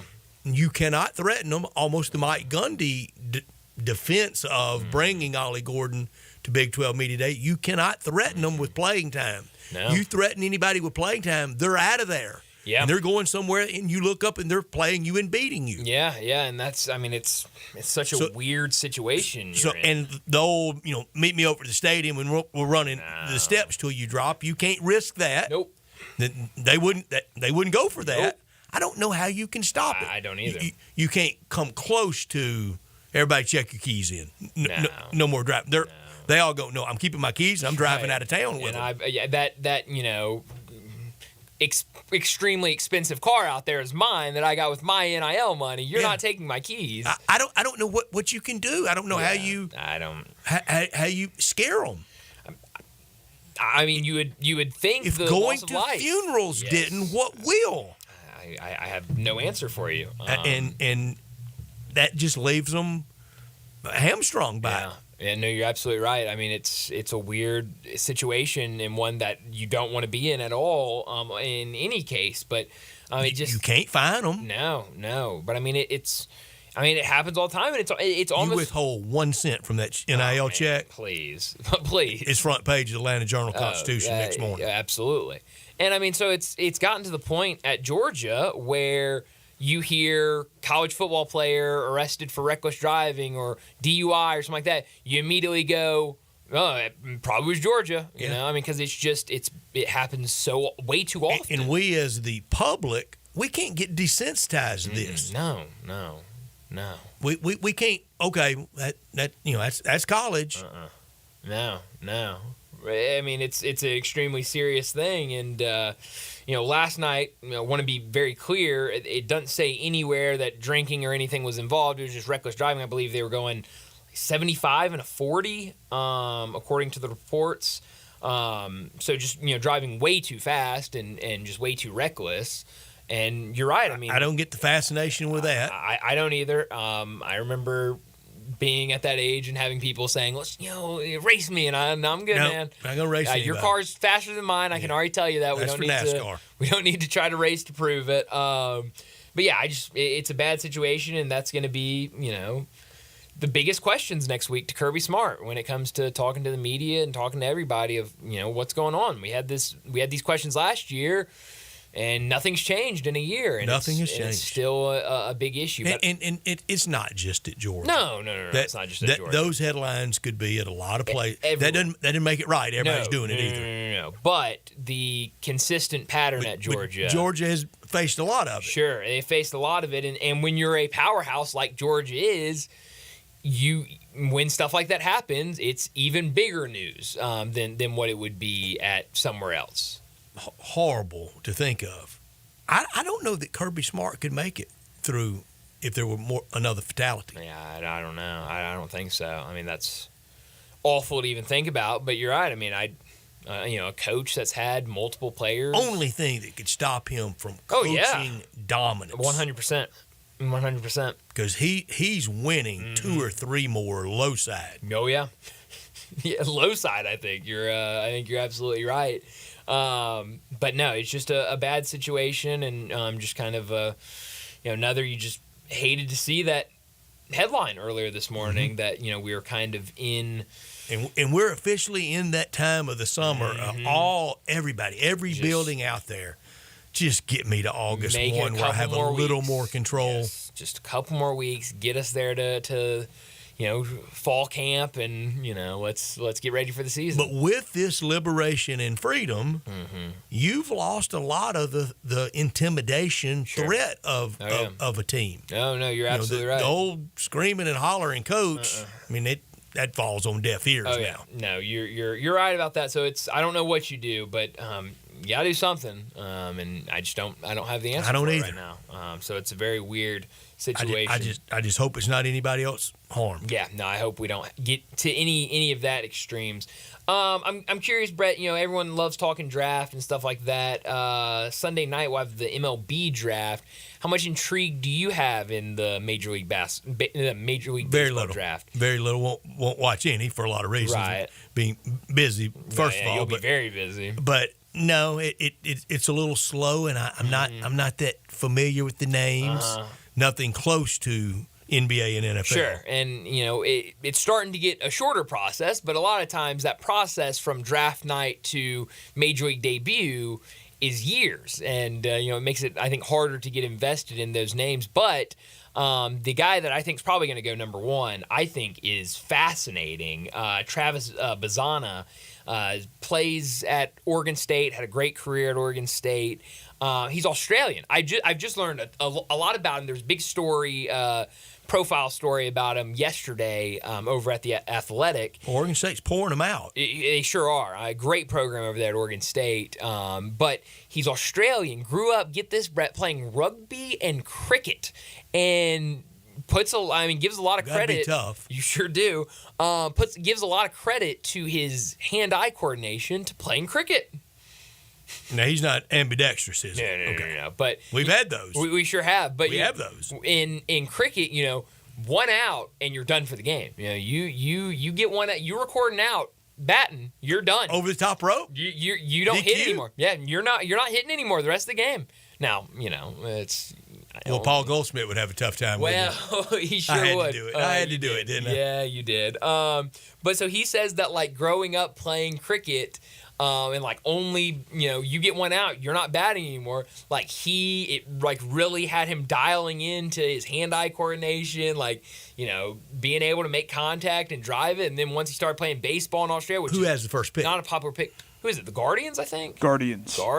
So they're setting nice. I mean, that would be they're in a good spot. Could they draft someone that helps them with expanded rosters down the stretch? Oh man, Could you have playing in college? Did Oregon State didn't make it home? No, they didn't make it home. Because a few years ago, Brandon Finnegan pitched at the College World Series, and then in the fall at the World Series. Yeah, with Kansas City. Man, I don't know. I mean, maybe if injuries or something happen and he gets there and they say, "Look, dude, you've got it." Help us down the stretch. But Cleveland's going to be right in the middle of it too. Well, and this kid's like a genius. Like, he is very analytical and does all the stuff. He sleeps with a nasal strap, and also he tapes his mouth shut while he sleeps because I guess it's good for recovery and better sleep. And gave a presentation on the break of a slider when he was on the first day on campus at Oregon State. So Bryson DeChambeau at baseball. This kid's a genius from what I've been told. There was one story that an assistant coach told, and that was in the story, that he's warming up and he's on the on-deck circle getting ready to go at bat. Guy in front of him grounds out or something, and he's getting the weight off his bat, and he turns around to the dugout and he goes, "Oh, last thing I forgot to ask. What's the vertical break of his slider?"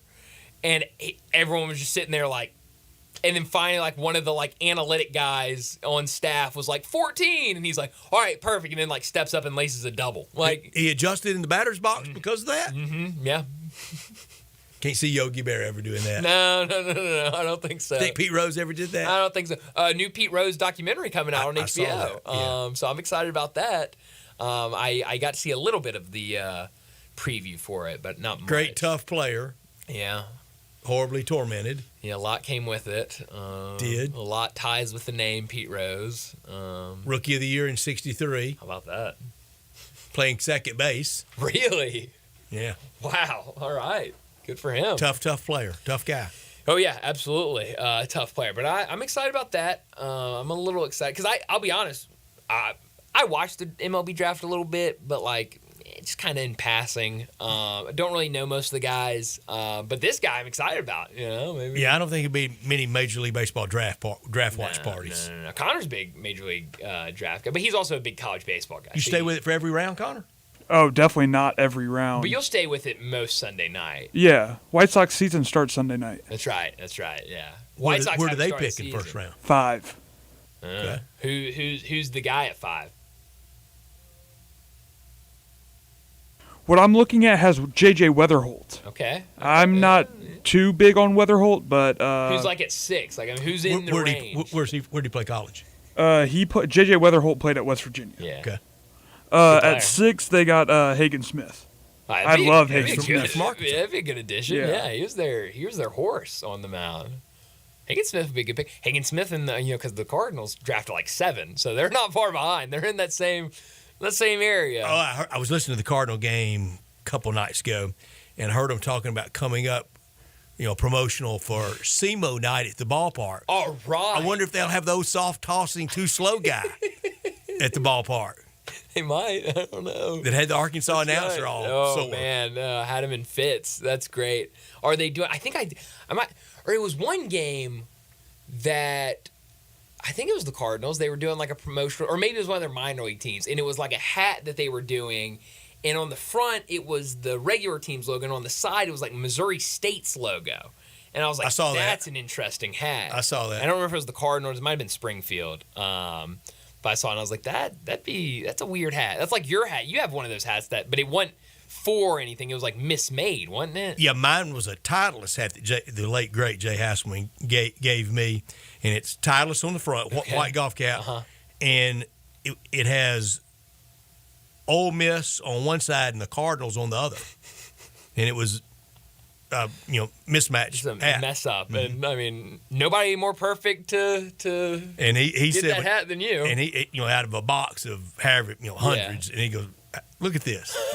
And gave it to Mike Brewer to give it to me, which was very nice. That is very nice. That's crazy. Well, we need to go ahead and get to our final break of the day. And when we come back, wrap up today's show with Taco Bell Crunch Time.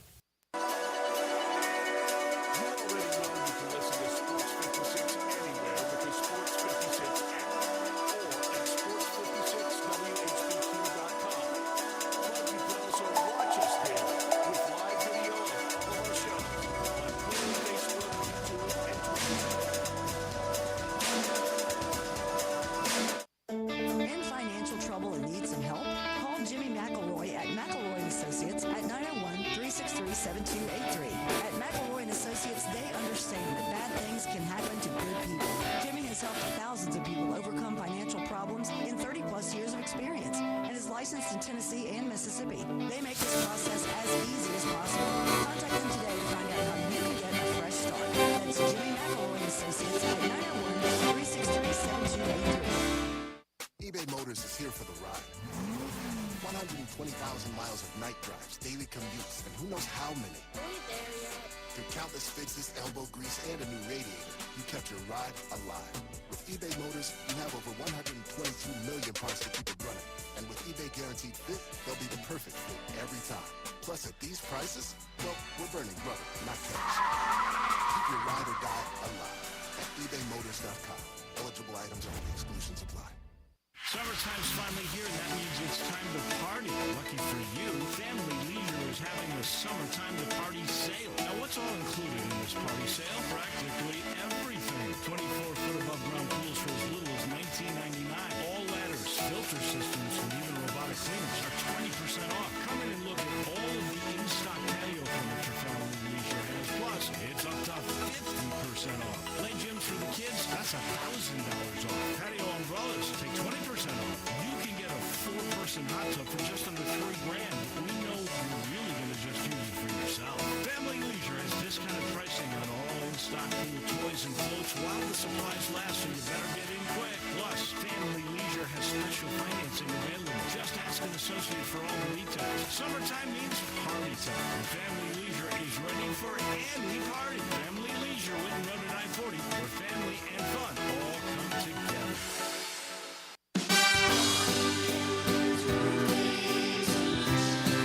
If you have damage to your home and have your insurance carrier involved, you need a great contractor. You also need a team that has seen claims of all shapes and sizes, residential or commercial. After our inspection, we'll share our findings and give you our professional opinion. Some people say you get what you pay for. However, our opinion is free. Trust the name you can depend on, like the tens of thousands of families Brian and I have served over the past 20 years here in the Mid-South. Brian Elmer Roofing. We'll measure your roof from outer space and share our team's experience for your property and claim. Repaired roof,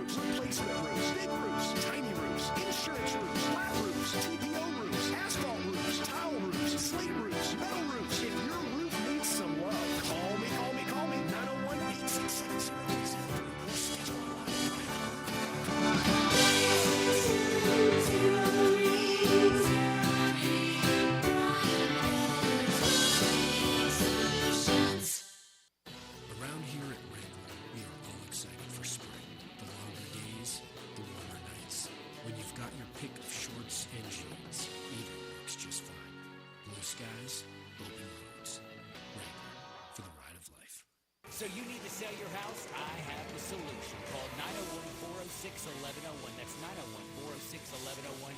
Call my buddy Bill and I buy houses. Any house, any area, as is. It's literally as simple as that. Just pick up your phone.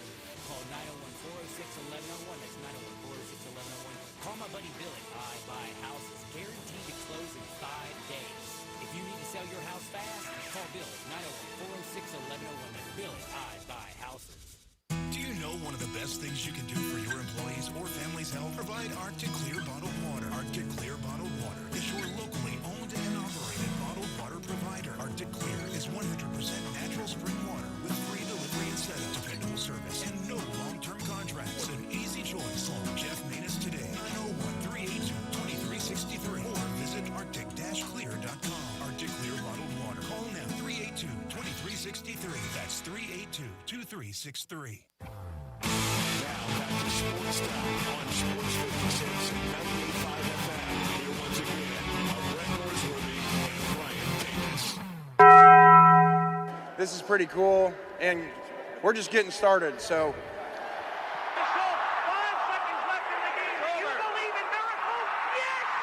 Go crazy, folks! Go crazy! This is for all the biggest crunch time. You are looking live. In your life have you seen anything like that? Goodbye! Hello, Haskins. It's obviously crunch time. Hammer, nail, coffin, this baby is over. The double steak grilled cheese burrito, so good. Double the steak with nacho cheese sauce, seasoned rice, red strips, sour cream, and the 3-cheese blend wrapped inside a warm flour tortilla, with even more 3-cheese blend grilled on the top. The double steak grilled cheese burrito, it hits the spot now at Taco Bell. And at Taco Bell, when they say they are feeding people's lives with unexpected good, they mean it. Bowl food you can't get anywhere else. Well, Brett, I learned today about the little melee we had last night in the soccer game last night. Got ugly in Charlotte. It got really ugly. Colombia and Uruguay were playing last night. It was a good game, back and forth. I didn't watch any of it, but from what I've heard, it was a good game. 1-0.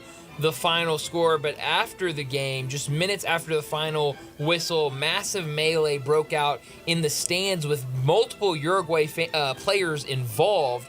During player interviews, after all of this was settled and got under control, players said that they were scared for their family's safety and talked about the lack of security, and they felt like they needed to go intervene. We talked about it earlier. It's never a good look when players enter the stands or vice versa, the fans entering the playing field. But definitely not good when you've got a fight breaking out like that and players go into the stands to participate in it. Just learned of the sad news of the passing of Coach Monty Kiffin. Lane Kiffin's father, 84, peacefully passed away earlier today in Oxford, surrounded by his big family and a lot of friends, and he recently just enjoyed a great trip to Canton to the Pro Football Hall of Fame, where they honored him for his defensive prowess and the famous Tampa 2 defensive coverage.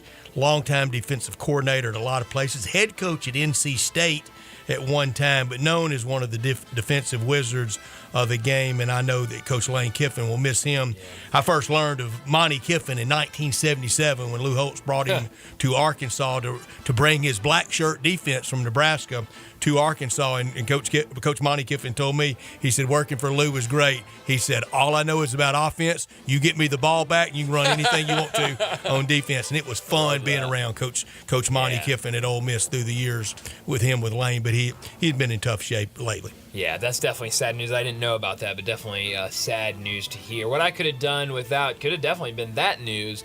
But outside of that, what we talked about during What's Trending, the 2 Georgia players arrested on separate reckless driving charges. It's not just that. I understand, especially something like this.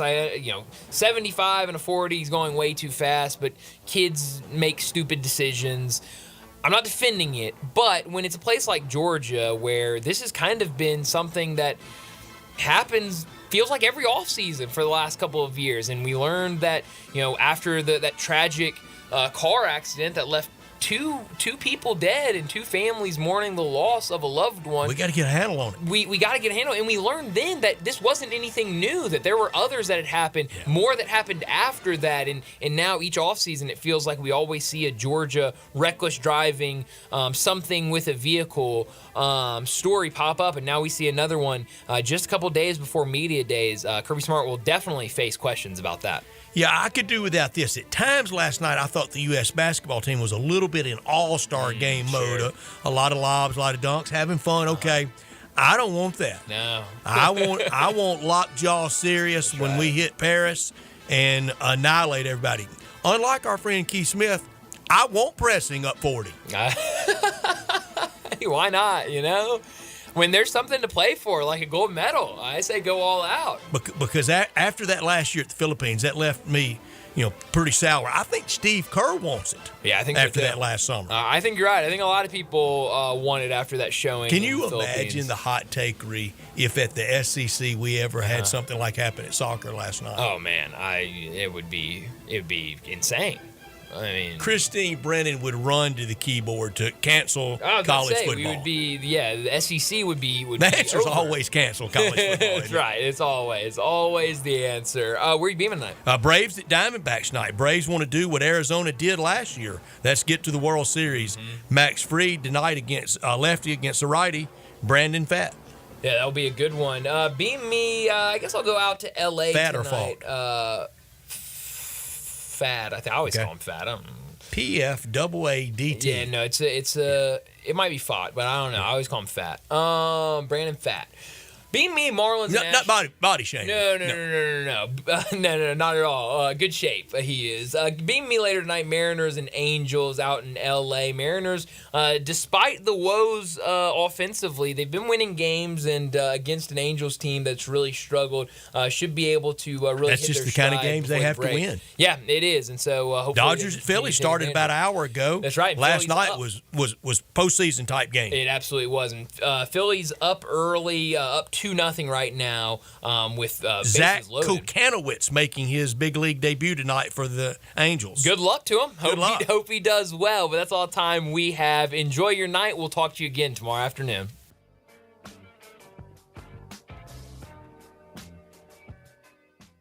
I think a lot about golf, and when I think golf, I think Miramichi. Did you know Miramichi Golf Course offers membership? It's a great way to